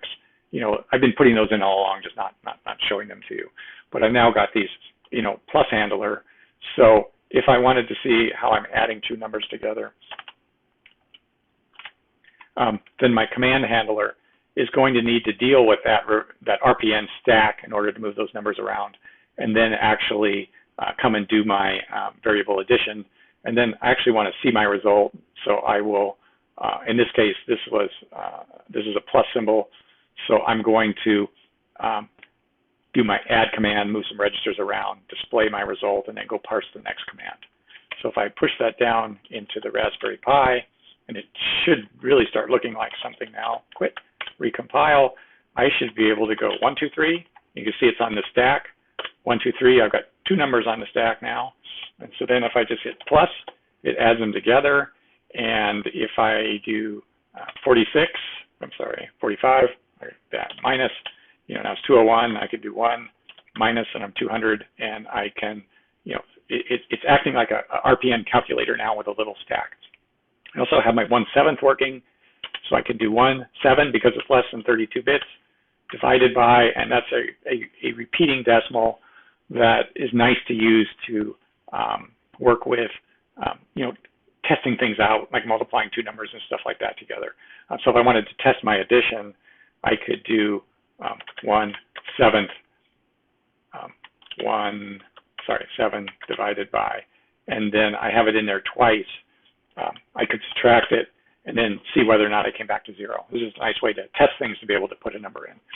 So I'm at the end of that day, and I am able to now have basic calculator functions that are working like you think they would normally work. So what I'm going to do here now is I'm going to stop, and I'm going to lump 4 days together all into one. But just talk about it a little bit. I showed you how I could shift 1 bit, and then show you that when I input my number or printed my number, I shifted it like, a whole bunch of times in a row by just shifting 1 bit over and over again. That's really slow to do that. So I wanted to have a generic bit shifting function. So if you're moving them left or right, you also have to kind of hop them from word to word, and we're in type hex. So things that rotate out of one word here would need to go into the next word, and that creates lots of edge cases, because you could be an even word and there are no bits to go from word to word. You could just move whole words over one or not. And so I spent a whole day getting a left and right end bits working right. I thought I had it, tested it, and I didn't have it right, and so I had to come back and work on it again the next day. And then once I got that working, then I went ahead and I did some multiplication. So the multiplication we'll look at in the code, and then there is stuff I was working at with getting the division going on day 16, and at the end of that I had sort of those functions working as multiplication and division. So if I grab the day 16, 13, 14, 15, 16, all into one chunk, come over here and revert my repository back. Now I have, and I'm going to go straight to the multiplication, because now that I could rotate my bits, I could do my multiply. Multiplication I did, coming back over here, using the 64-bit multiply command in the processor, and you can get a 128-bit result out of that. And so what you're going to do, you get this, and see if I could kind of copy this twice here. So if you have two words here, you get into this kind of matrix stuff where you would maybe start with one word from here multiplied with one word at this end. And then you go to the next word here, but you would multiply by 2, this one and this one. Then you go to the third one, and then you go multiply by the fourth, fifth, and sixth. And so as you go down one word and keep multiplying, you keep having larger and larger number of, because you keep taking the leftovers from one multiplication and adding it, kind of combining it with the next one to move your word along. And that creates a very complicated sort of matrix that you have to go through and make sure you haven't run out the top end or the bottom end. So in my multiplication, if I go to the bottom of that routine, and I don't want to, I'm just going up to where I can get to someplace I recognize. Bear with me here.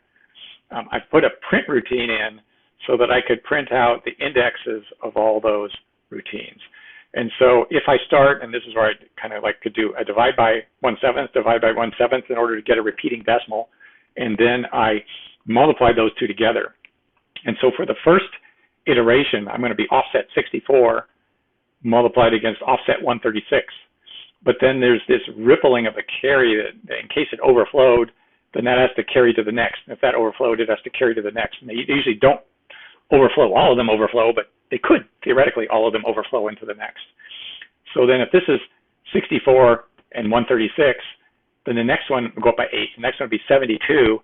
Then I have 128 and 136. And then 80 would be 120, 128, and 136, and so on. They keep getting bigger and bigger and bigger. And then you need to make sure that none of these are overflowing out the end of the variable. So I have a function here. I can turn on this trace, and then when the trace is turned on, then it will print out those index values so that I can make sure they're correct. So if I want to multiply two numbers together, then that would do that. So if I were to be down here, quit, I didn't think I pushed that down. So now I have the ability to say, to repeat that operation without everything printing out. I have my 1/7 divided by 1/7 divided by, if I hit star and multiply those, then those multiplied together into, which would be, 1/7 on 1/7 would be 1/49. If I did that correctly, I should be able to do 49, and I should be able to multiply that, and it brings it back to 1.00. So that's why I use those repeating decimals as a quick check. You say, but what if I'm not dividing the whole number out because these were a long repeating decimal? What if I just wanted to multiply 2 times 3? Star is 6. That's my 6. I don't, in my first two numbers I multiply. I don't need to really do all of those. If I was looking back up here, I was doing all these matrices because I was assuming that in my variable, I was multiplying a long number times a long number, and I had to kind of cross product everything out in order to get there. If I only have a small number I'm multiplying by, I can just, multiply and then end up with a 128-bit value, and then combine it and multiply and combine and multiply. And you can, with multiplying and dividing, you can just one pass kind of zip through and do it, provided you're worrying about when you do the additions that you deal with any carries that might have to ripple across. So to speed that up, I wrote a 64-bit, like I did where we were multiplying the times 10 and dividing by times 10. This kind of shows how the high and lows would combine when you're doing that type of work. This is a 64-bit register multiplication. So if you take a 64-bit register times a 60 times the whole number. So in this case, you take the X0 register, you'd put a value that would maintain within 64 bits. It's got to be positive only, a kind of internal function here you would do. And then X1 would be the handle of the variable you want to multiply. You want to multiply a small number in this register times the handle being pointed to a variable by the X1, and then put the destination result next to. You sit there, well, what if I'm just multiplying down here? How does this know the difference between 1/7, a big longer number there, and 3, or 43? So here's 43, and here's a big giant long repeating number. How does it know the difference in which one to use? So I have a kind of selector function, which just says multiply variable. And then and this is where those address functions I made come in. So I can just say I want an offset on register 9, and I want F10 to be counters of number of words and things like that.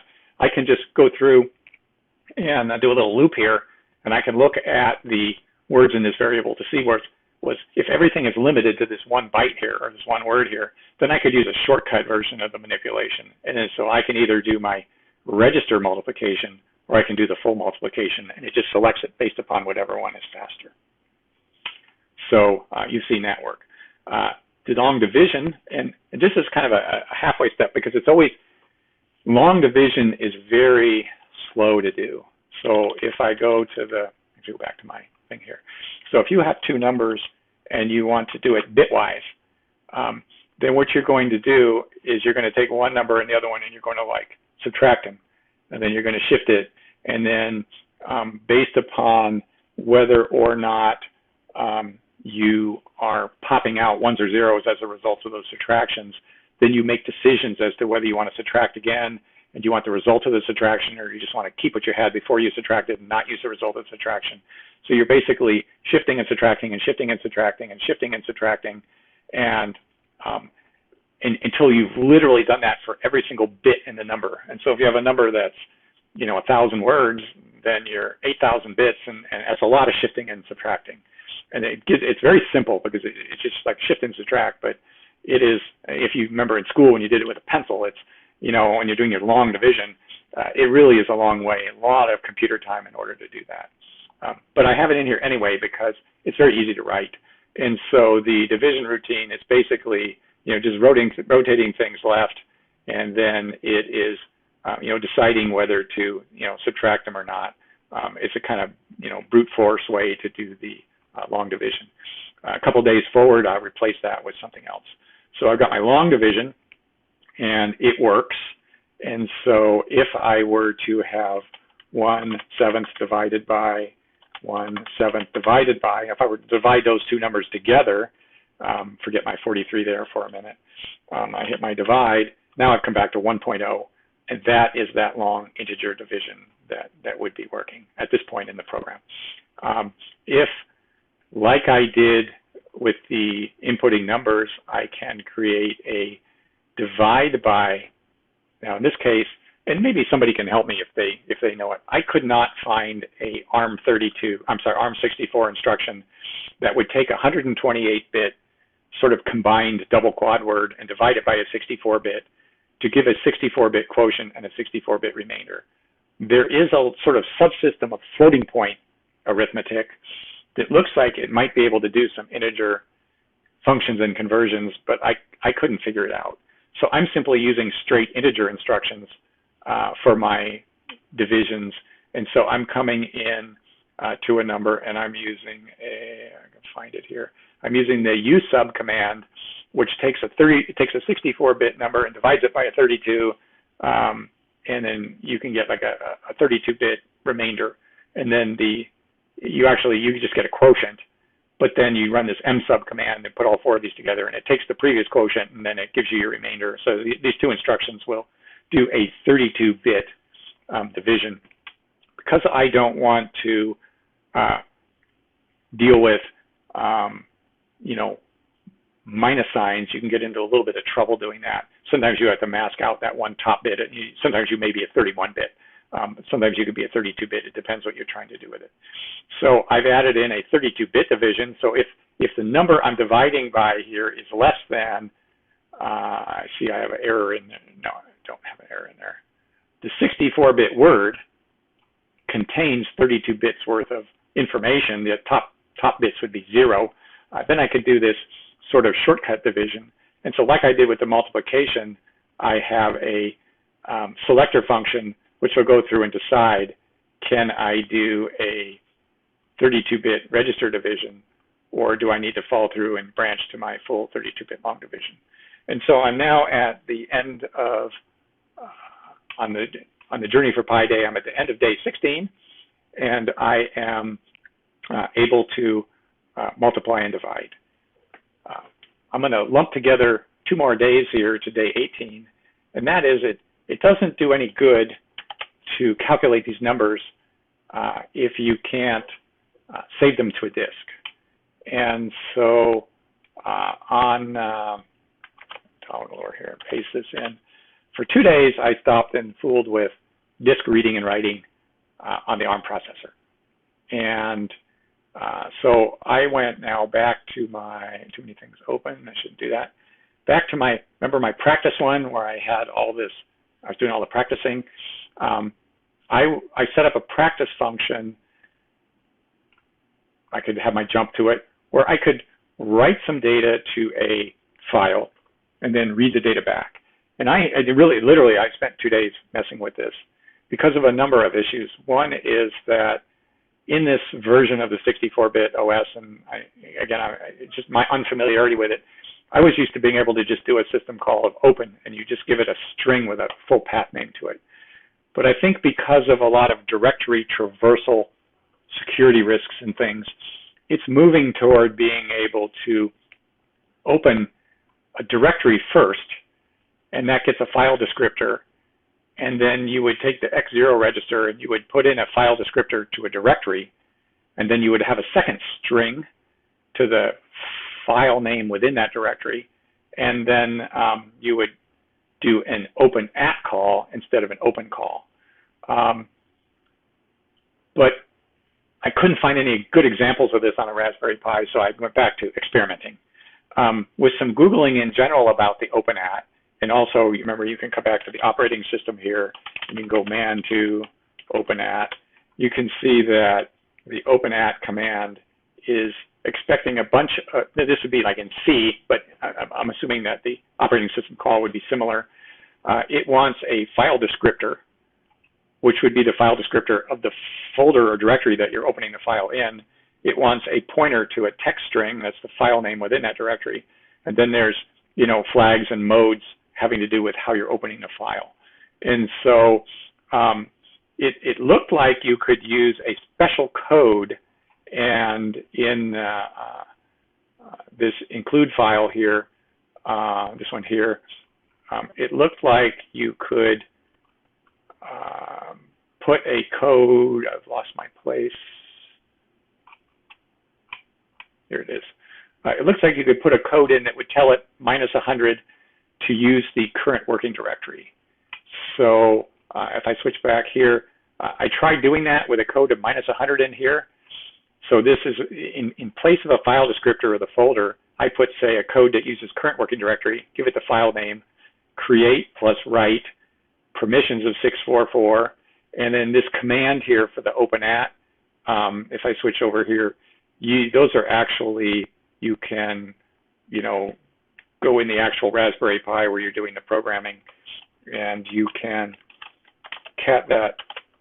It would use like if you were compiling a C program, and then you can pipeline that into grep open at, and then you can get, the code number for open at is 56, and you can put that in. So if I do that, that works. That lets me open and read a file. But to be honest with you, I found a lot of other values other than -100 just doing a little Googling.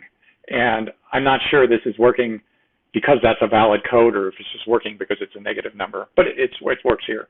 Later on, I went ahead and actually did the long way and opened up the file. So what I'm doing here is I'm checking whether or not the file opened, because it will return back the X0 register. X0 register will either have a file descriptor or it will have an error code. So then down here, I have a string that I want to write into the file, but then I have a whole lot of error codes that I could just print out as strings if those errors didn't occur correctly. And then here is where I'm doing my write, again, similar to what I did with the printing into the console out, except this time I'm giving it a file descriptor and a register. And then I'm checking whether my write had an error, and then you need to close the file. So now that the file's closed, I need to start over again and open it. So I'm back to open at instead of open, because open seems to be deprecated. And then now I am doing a read to get my string. And so now that I have my string, I can print my string or print my error, and then I can close my file. And when I run that, then I can push that down into the Raspberry Pi. That's in my practice down here now, so I need to make that. So if I type practice, I've now opened my file for write. Remember, console out is 1, error out is 2, so the first file handle available would be 3. If it didn't close, the second time would be 4. So I opened it, I wrote it, I closed it without any errors, and then I opened it to read it, I printed the contents, and I closed it. And so now when I quit, I list my files, I now have a test2 sitting here. And so if I type test2, then here's my hello world from in that file, and I was able to do that. That really was a kind of a long way around things. what I've done as the final result of that. And at this point, I think I'm done going backwards. So I'd like to do here is to kind of bring everything to the modern time. So I'm going to come back to my file here, and I'm going to remove star just to clear all this old junk out. I'm going to come here, and I'm going to git checkout main, and just to make sure, I'm going to do a git pull, and it says I'm all synced up. And then if I push this down into the Raspberry Pi, I should have a whole clean version of that down in the Raspberry Pi now. And so there's the files. And if I make this, everything is running. Where that file routine ended up was, and before I realize that now, I forgot to show you my help command that I wrote in there. I do have a help function that is just to show you the code from that. That has the same type of text parser as the command parser had, except, and this is now the quad instead of the word designation.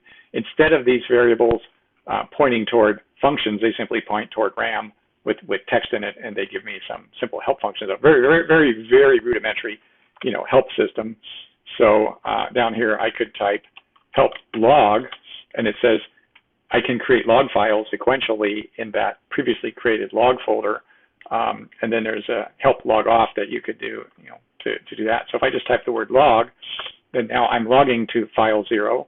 If I log off, that stops, and then I can log, and now I'm logging into file 1 sequentially and just opening those using that same code like I did, except that I'm giving it the actual file descriptor of the folder. So I get it.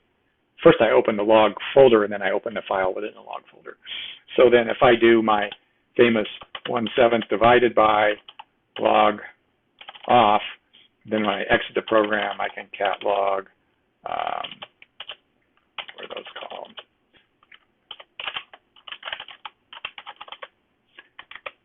Then there's my 1/7, printed out in a file, just so that that log file is working correctly.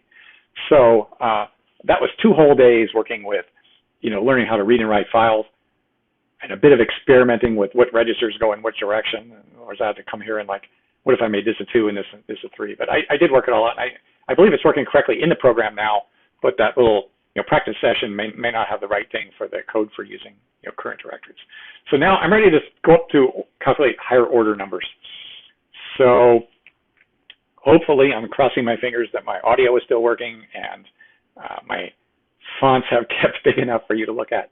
So I want to try summing an infinite series. That's how you would usually calculate a lot of these constants, is you have a mathematical formula that will produce a number which gets, each time you go in a loop and add another number onto the end of it, it gets smaller and smaller and smaller until it doesn't make any difference anymore. E is a really difficult number to calculate because the formulas have a lot of things in them. But E is a really simple series to sum because it's just and E is like you get natural logarithm of 2, and it's used a lot in radioactive decays and things like that. Those everywhere science numbers. E is calculated to be like e to the 0, or the number 2.71828 by simply summing up 1 over n factorial. So factorial, I'll remind you, is 1 times 2 times 3 times up to the number.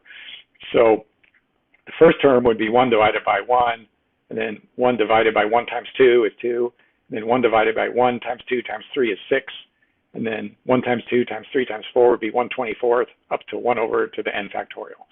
So this is really easy in a loop because you just increment, divide, and add. Increment, divide, and add, and you carry the running total along with you of the part in the lower half of that fraction. So the process of going through and saying increment, divide, add has to stop at some point. And where does that stop? As they get smaller and smaller and smaller, going down toward the least significant digits, is eventually they'll go off in the end zone, off the end of the variable. So now the result of the n factorial, the 1 over n factorial, is so small that you can't add it to the number anymore because it's smaller than the actual place in the number where you would put it. And so that's when you would stop. So you just go through and you start doing this loop but you have to look at the size of the number you're adding until it's insignificant and then just stop looping. And so I have to do calculations over here. I've created a new kind of include file where I can just include files into it. And just remind you then the make file is going to need to, I made my make file sort of multi-lined here. It's going to need to accommodate the top of the sort of dependencies to make up for the fact that I'm including things into this file as includes. So then I can look at my little E file here, and I'm going to be summing up this 1 over n factorial. So it's 1 plus 1 over 1 plus 1 over 2 plus 1 over 6 plus 1 over 24 all the way down to the end. And so I set up some registers, to be able to move numbers in and out. I've got to start with my original set to 1, and then this is where I'm incrementing my n. This is the start of my loop here. I'm incrementing my n. So again, it's a lot of very simple commands where you can simply say, take the accumulator, that's what I'm calling the name of one of my registers, is going to be the dividend. Actually, my X8 register would be my N, so I could just increment my X8 register. And so then I'm going to use 0 as what I'm dividing by, and then I can say, take a number, which is the accumulator, divide it by what's in the 8th register using 32-bit register multiplication, and put the result back into the accumulator again. That sounds complicated, but what that means is, take my running value of n from, over here, and then just, do this division at a 32-bit level. Then this is a function I have that counts 0 bits. So it just starts here at the end here, and it just starts at the top and goes all the way down until it hits a bit that's not 0 and gives me a number of bits back. So then that gives me an exit for my loop. So this whole thing is really not much code. So the loop starts here, and then it ends here. So that's just, the looping like that. So if I go down to my, this should all be down here now. So now I compile and run my program.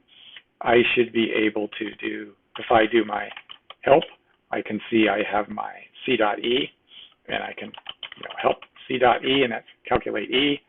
And then so if I just type C.E, I've calculated E, and if I wanted to do that, say to 1,000 digits, I could set my sig figs to 1,000 C.E, and then when I print it, then now it's 1,000 digits.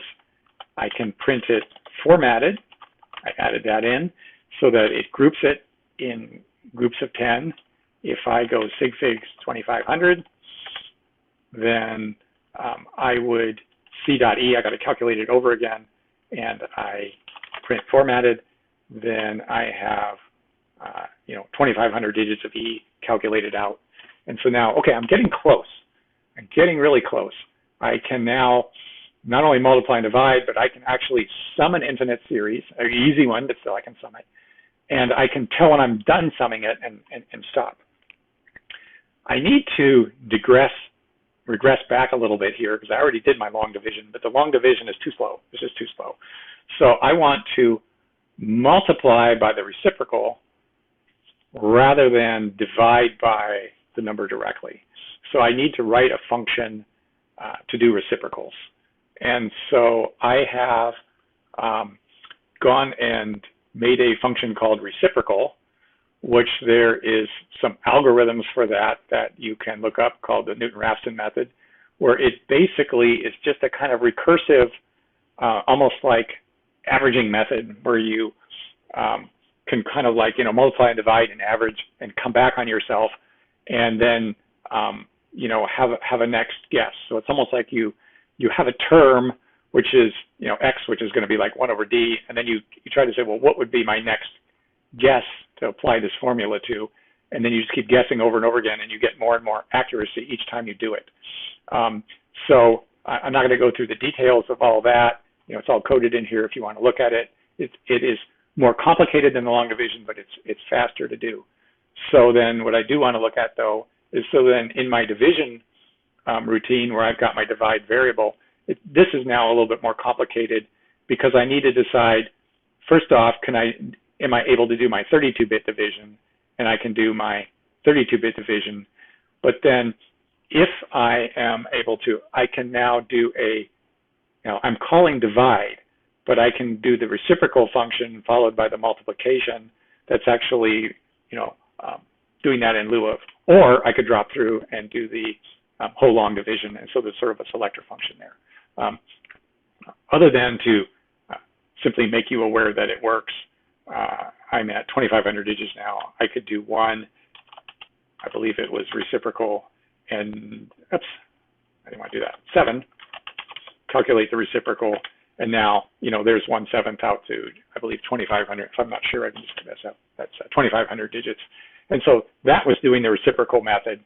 And so if I wanted to do, like 1 divided by 7, you could do multiply by the reciprocal, and it would come out that way. The other thing I need to do to calculate pi is I need to be able to do square roots.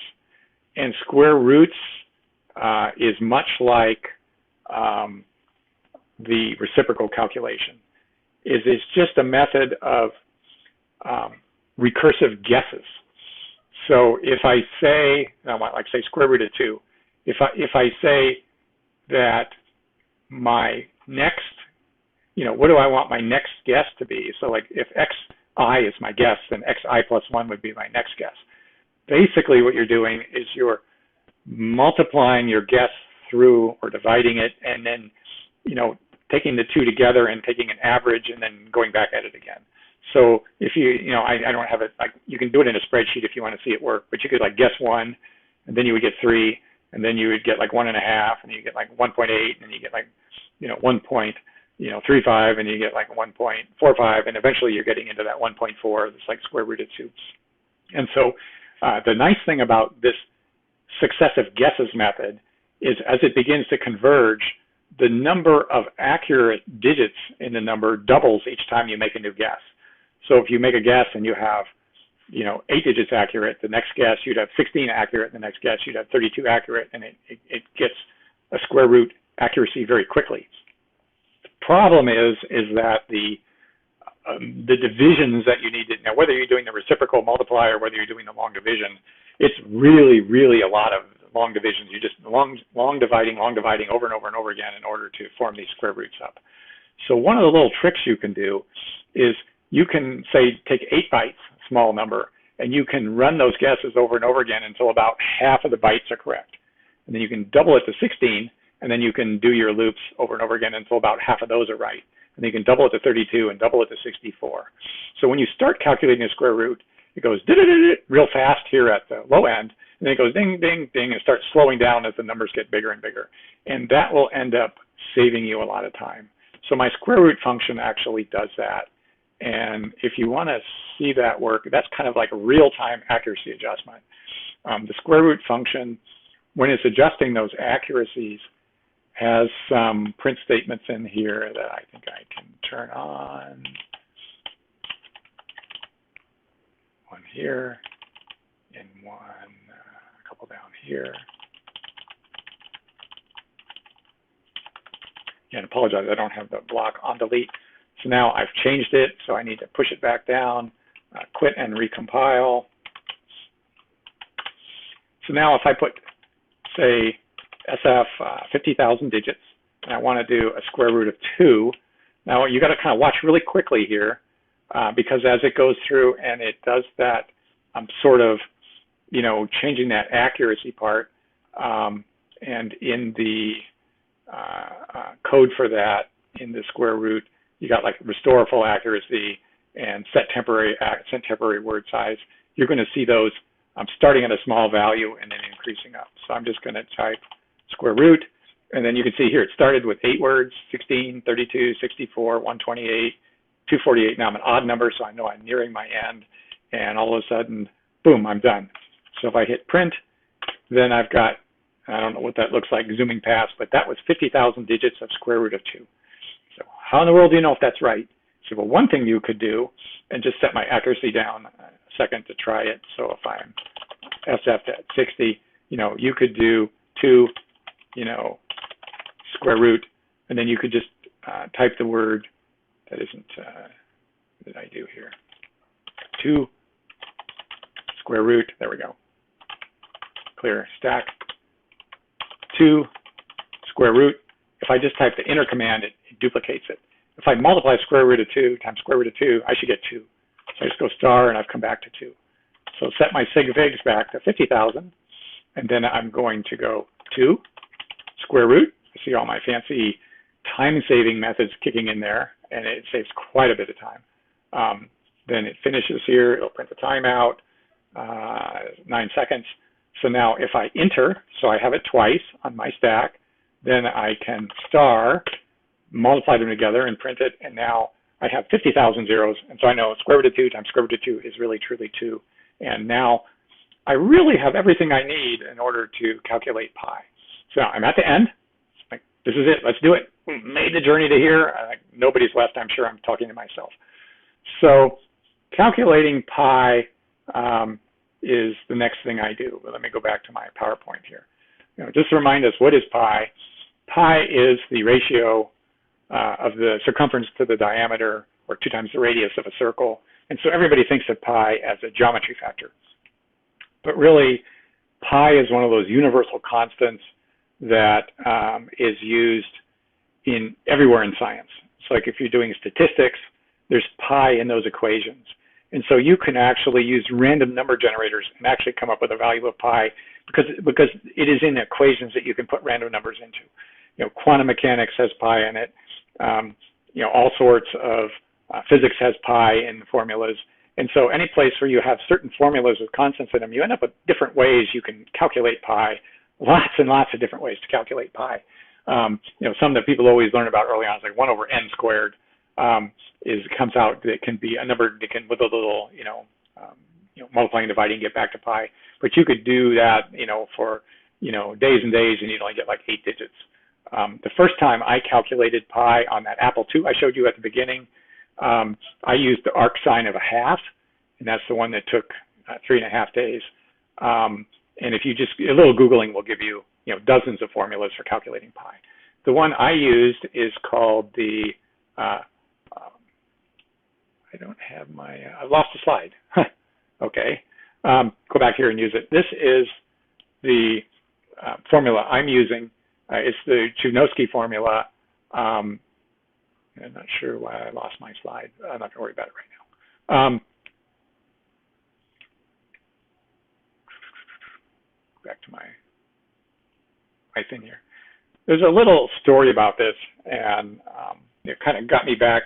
In 2015, I tried this on a Dell desktop just to see what I could calculate pi out on that. As I was reading a audiobook, and I came across, how it always recommends on Audible, there was one called The Man Who Knew Infinity, about a mathematician named Ramanujan in India. And he was a young man born in India who didn't have any formal education. And he had some college students who they rented a room to. And the boarders left behind a college math book. And Ramanujan started reading this math book without any other education at all, and got chalkboards and lab notebooks, and began doing all this math from in this book. And then just with pure genius, just started doing all this original mathematics, a huge amount of original mathematics filled out into these lab notebooks. And at a really young age, he got discovered by a mathematician, I believe named Hardy, who invited him to England to come visit at Oxford. And World War I was on, so this is kind of a difficult thing to do. And tragically, in England, he became ill and died at a very, very young age, and left behind this legacy of a large number of lab notebooks. And because he had never gone to school, he did a lot of mathematics with original thought, creative stuff that nobody had ever thought of before. He wasn't, kind of molded into a bunch of ways of doing things by having gone to classes before. And so for years and years afterwards, people were discovering a tremendous amount of original mathematics, from the real genius mathematician. And he had a formula for calculating pi that they call the Ramanujan formula, and it would do about 8 decimal digits each time you added one term on the series. But he presented it as kind of like a series of equations that, there's simpler and more complicated versions. And if you extend that to a higher order, there was some mathematicians named Chudnovsky. I believe there were two, I'm kind of forgetting here, I think they were brothers. They extrapolated the Ramanujan formula up to a little higher order and ended up with this formula. So this is the one I use. When you hear about people calculating pi to like a trillion digits, and you want to really, really get big numbers, you need a number like this because you have these very large factorial factors in the lower half of the fraction part of this division, that the stuff in the lower half of this fraction becomes large extremely fast as the numbers of n, n1, n2, n3. And so when you do the division here, they get small really, really fast. And you can gain, I forget the exact amount, something like 14 or 16 digits. Every time you add another term into the sum, you can literally get like 14 to 16 more digits that become accurate just from adding one more sum onto the infinite series that you're adding up. The problem with this formula, although it's a beautiful formula, is that you've got to calculate the square root of 10,005 at the top. For my program, that's the longest thing of the whole program is calculating that square root of 10,005 at the top. And then when you're done with that, you've got to take this whole summation series and then you've got to divide this, by the whole series summation. And so it's a bit of very large ending arithmetic. And so if I was going to do this over, and I just did this to learn the ARM64 assembly language, so I have a single-threaded app. It's just kind of running linearly through. So I calculate the square root, and I calculate, there's a plus sign here, so you can split the sum in two. I calculate like part one, which is this, 6n factorial numerator part as one sum, and I calculate this part with the n term as a second sum. But then this 1005, you could fork this into 3 threads, and you could have one core of the 4-core processor calculating the square root. You could have one core calculating half the sum, and one core calculating the other half the sum because they're not dependent on each other. And you could probably slow it down or speed it up by a factor of about 3. But I haven't done that. This is a linear calculation right now. So what I have coded is a include file to that calculation. And because of that square root problem, I'm assuming that the square root is calculated outside of this program, because you could actually, if you're trying to speed up the series summation, you wouldn't want to keep calculating the square root in order to try to, develop the summation. You could save it as a constant and bring it in later. So when I have my command parser, and I would need to go down and find that formula, I of course have some moving of my RPN registers around to work correctly as a calculator, but I load my 10,005 value in and into the X register, and then I calculate my square root, and then I do stop and print out my time, but then I go ahead and I call my pi function, having already calculated the square root of 10,005 outside of the function. So when I go back to my pi formula here, the first thing I do coming in is take that value of pi that was up here and I save it over into register 0, so because I need the X register for things during the pi calculation to do those summations. The other thing to note in here, if you try to follow through on this, is I showed you way early on, like the first 2 minutes of this, that there is issues with being able to put too large of immediate value into the processor instructions. And so a lot of times it says you can compare, but you only have 12-bit of immediate value. So to be able to have in the Ramanujan formula some of these, very large, constants that are in here as integers, what I did was I went to the end of the bottom down here, and I defined quad words in like as constants that. So this here is obviously not a 32-bit value, but I'm allowed to put it in as a 64-bit value. But rest of these are 32-bit values, and so I can use them in my calculation by pulling them in like constants from memory. So if I go to the setup at the start of my program, I need to initialize a lot of those constants in. So what I do is I get the register to contain the address pointing to that constant, and then I get the contents of the address, and then I can go ahead and load the number in or do whatever I want with it.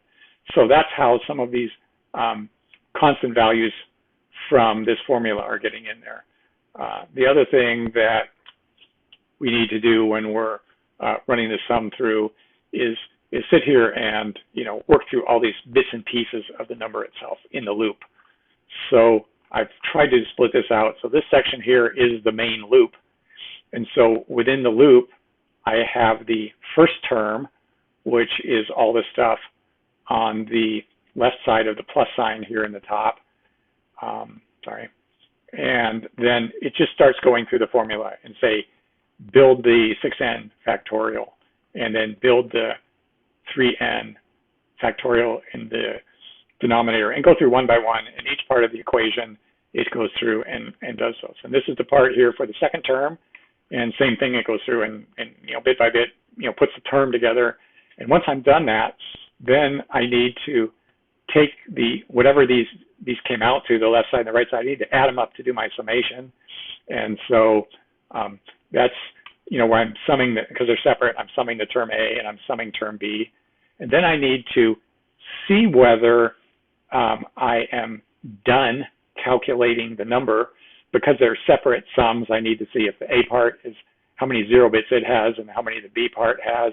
And then you can kind of set some arbitrary value for how far you want those to go. And just because I was debugging it, there's some things in here where you could say do one loop and then stop. This is kind of set at 20 right now, but you could say like go through the summation but stop at n equals 1, and then do n equals 1 and n equals 2 and stop there so that you can see it. And then I have a few things in here as what they were the first time I calculated them, just to so I could make sure the math was working right. So now I have all that summation in there, so I can come back to my main program. I do need to go back to my square root, because unfortunately I did close the file already, so I can't. Maybe I can. Yeah, I have to back out all that stuff I did to print the variable accuracy things out. Let me close everything out of here, push this back down into the pi with the print statements taken out of the square root. So now here I am, I'm all done. I could say sig figs 1000, sorry, run the program. Sig figs 1000, c.pi, there it is to 1000. I could c.pi, or sig figs 10,000, c.pi, and a little bit longer there, there's 10,000. I could print it formatted, and there it is formatted, to 10,000 digits. So, la la la, there I am. It will produce it up to about 1 million digits at this stage, and so I'm gonna pause it here, and then I got one more little. Bear with me one more little second. I want to benchmark this a few times, show you how to determine the relationship between, with a Raspberry Pi 3 or a Raspberry Pi 4, how many digits could you actually reasonably calculate? And when you're doing that, what is the clock speed of the processor doing, and what is the temperature going up to on the processor chip, and how much power is it drawing? And then extrapolate that forward and saying, if you wanted to try to calculate it larger, how much could you really do? So just to kind of recap part, this is now, back and double check what my day was. I'm on day 23rd, which is when I managed to first get this to begin to calculate the formula. I've got into a number of days of working on this, learning to do this YouTube video. So today is the 13th, tomorrow is Pi Day, and this has just been run a few times to get some numbers, and I just close it out with a little bit of looking at it run. So we'll catch you on the other side of that. Okay, in this next phase, I would like to take a look at how much power, or more accurately, how little power the Raspberry Pi actually uses in these calculations. This is a USB amp meter that I've just inserted in line with the power cord going to the Raspberry Pi. This is a Raspberry Pi 3B Plus. I don't have my Raspberry Pi 4 over because I didn't have the right USB cable in order to put my ammeter into it. I'd like to note that the CPU chip on this Pi is as it would be right out of the box. There's no heatsink or fans put onto it like some of the kits have that come with the cases. Since we're using SSH to connect into this Raspberry Pi, also there is no HDMI cable plugged into this. So from a power and heat standpoint, anything that would be coming from the graphic unit is likely going to be idled down to some low power state without the HDMI cable connected. I can use just a simple bash script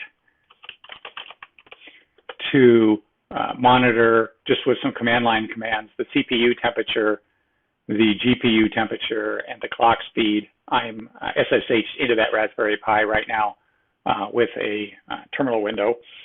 So if I run this program, then it will, every 10 seconds, give me the CPU speed, the CPU temperature in centigrade, and the GPU temperature in centigrade. So I can kind of put this over here on the side where we can watch it. Then if I bring over a spreadsheet, we might want to do something like speed, volts, amps, watts, the CPU temperature and the GPU temperature. So currently, right now, the speed, it popped up a minute probably because I had started that program running. It should pop right back down. Typically, it's going to be sitting at 600. The voltage is at 4.99. The current is at 0.43. The power would be equal to the voltage times the current. So in watts, and my temperatures, I'm just going to round these off, are running at about 45 and 45. So if I bring over another terminal window, I've got one here. You should recognize the program for calculating pi. It's sitting here ready to go. Just so I can give it something to do, I'm going to set my sig figs at, say, 500,000 digits. And I will start my pi calculating. Before I do, I want to get ready. I want to watch what this amperage does. I want to watch what these temperatures and clock speeds do.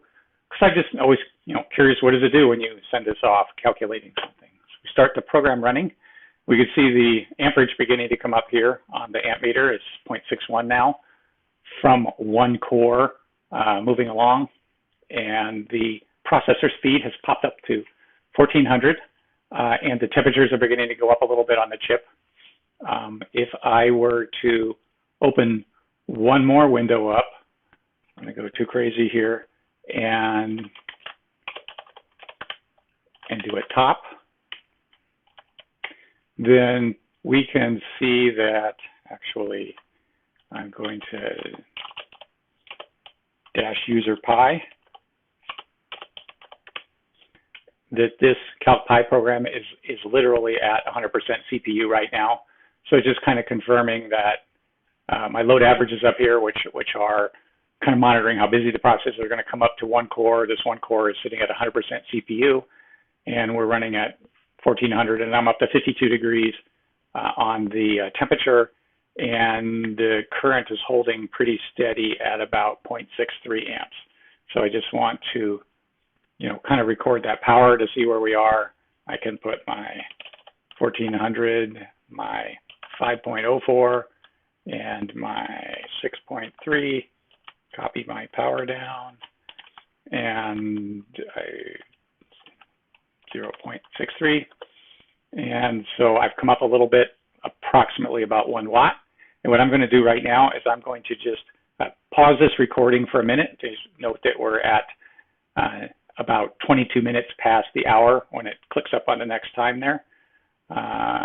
It's 21:58, and I'm going to pause. And about 5 minutes has gone by. You can see my highlighted mark has just moved up the screen a little bit.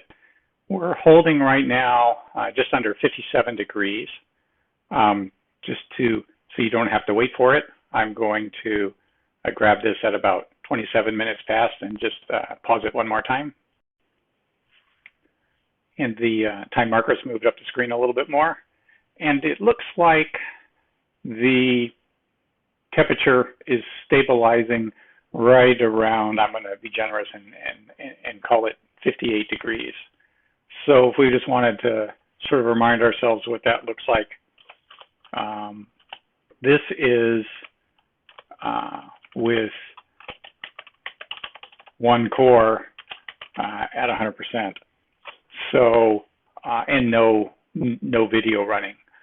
So I think again, if you subtract these two, if you wanted to leave a calculation run for a long time, days and days, calculating something out, I mean, obviously this is not the power of the Raspberry Pi if it's turned off. There's the base power of the Pi itself being turned on. But when the calculation's running, it looks like it's only using about a watt, and it's looks like it's staying well within the tolerances of the Raspberry Pi. The other part to think about if you're going to do some calculations, and while we're talking about it, I'm going to come over and hit Control-C and stop the calculation from running, is how long it takes for calculations to run versus expectation of how big of a number you can calculate. We noticed, if I'm looking over here, that the clock speeds just clicked back down to 600 and the temperatures are beginning to drop. So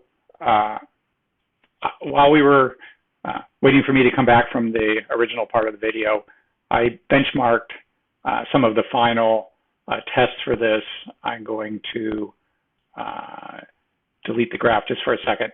Let me bring it back in again. What I've usually like to do is try to get an idea where I'm heading in terms of how long calculations are going to take, but they increase the time it takes sort of geometrically as you add more and more digits to the calculation. So if you start out with 10,000 digits, that's less than a second, and then you go up to 20,000 as 2 seconds, it seems like you should be able to do really a lot because it's not taking very long. But if you go from 10,000 to 100,000, it's gone up, from less than 1 second to 68. But then you go up to 1 million, it's now gone up to 2 hours. And so the question is, how can you extrapolate this forward and kind of estimate how big of a number you could calculate? And so one of the things you can do is you can plot that onto a graph where you need to go to the axes of the graph, and you need to make sure you have selected the scale as logarithmic, and on the other axis you make sure that it's marked in logarithmic as well. And I usually like to take up and give a few more extra units on them. Once you get the log graph going on this, then these times begin to appear as a straight line on this kind of like log paper. And you might want to note that a month would be, this is like a million. A month is about about 2.6 million seconds. And so I put my pointer there. That's probably about where a month would be. So this time here is, I don't know, 8 or 10 hours or somewhere in there. So it looks like if you started out at 10,000 and made your way up to 1 million digits, that you did basically in, 7,200 would be like 2 hours. So you got like 2 hours under here. Then, you're in the realm of possibility where in, a few days, like maybe, 6 or 7 days, you could probably get it up to maybe 10 million digits if you wanted to try something like that. But if you look at the records of Pi, where they've been talking about 1 trillion digits, it is completely impossible. I mean, like not even a chance of being able to approach large amounts of digits like that in these configurations of a Raspberry Pi because of the way the arithmetic is being done. And people who do the high-speed math calculations for that, they approach the mathematics differently on a large scale. So for multiplications, they can use some ultra-fast algorithms that use fast Fourier transforms and sort of convert everything over into a different number space in order to do the multiplications. And it's much more efficient at very large numbers. As you're in the smaller numbers, it's less efficient because it takes really a lot of programming in order, program running in order to set all those transforms and everything up in order to do a calculation. And I'm by no means an expert in this, but I think this type of method with some sort of conventional arithmetic is really fun to play with under 1 million digits. And I think it's a lot of fun to see what can you calculate at 1 million digits. It's a pretty amazing thing to do in its own right. But this is not the type of arithmetic that you're going to do 1 trillion digits with. That needs a different type of mathematics to get there. That's not within the scope of what this program has. So I think I'm going to sort of end it here. I'll just go back and see that my temperatures are getting down slowly near to the 45 degrees that we had there. So I hope you have enjoyed this video. That I don't know that calculating a number is something that any of you would find interesting, but programming some assembly language, I'm hoping would be something that you would find interesting, and that you could just pop it into assembly language mode and maybe even open the debugger or just give it a try and start running some instructions around. And I think you'll find a huge freedom in there where you're not constrained within any language. You can kind of do completely whatever you want if you're programming in assembly language and just be totally creative with what you want to do. So thank you very much for watching my first YouTube video, and we'll see you in the future sometime.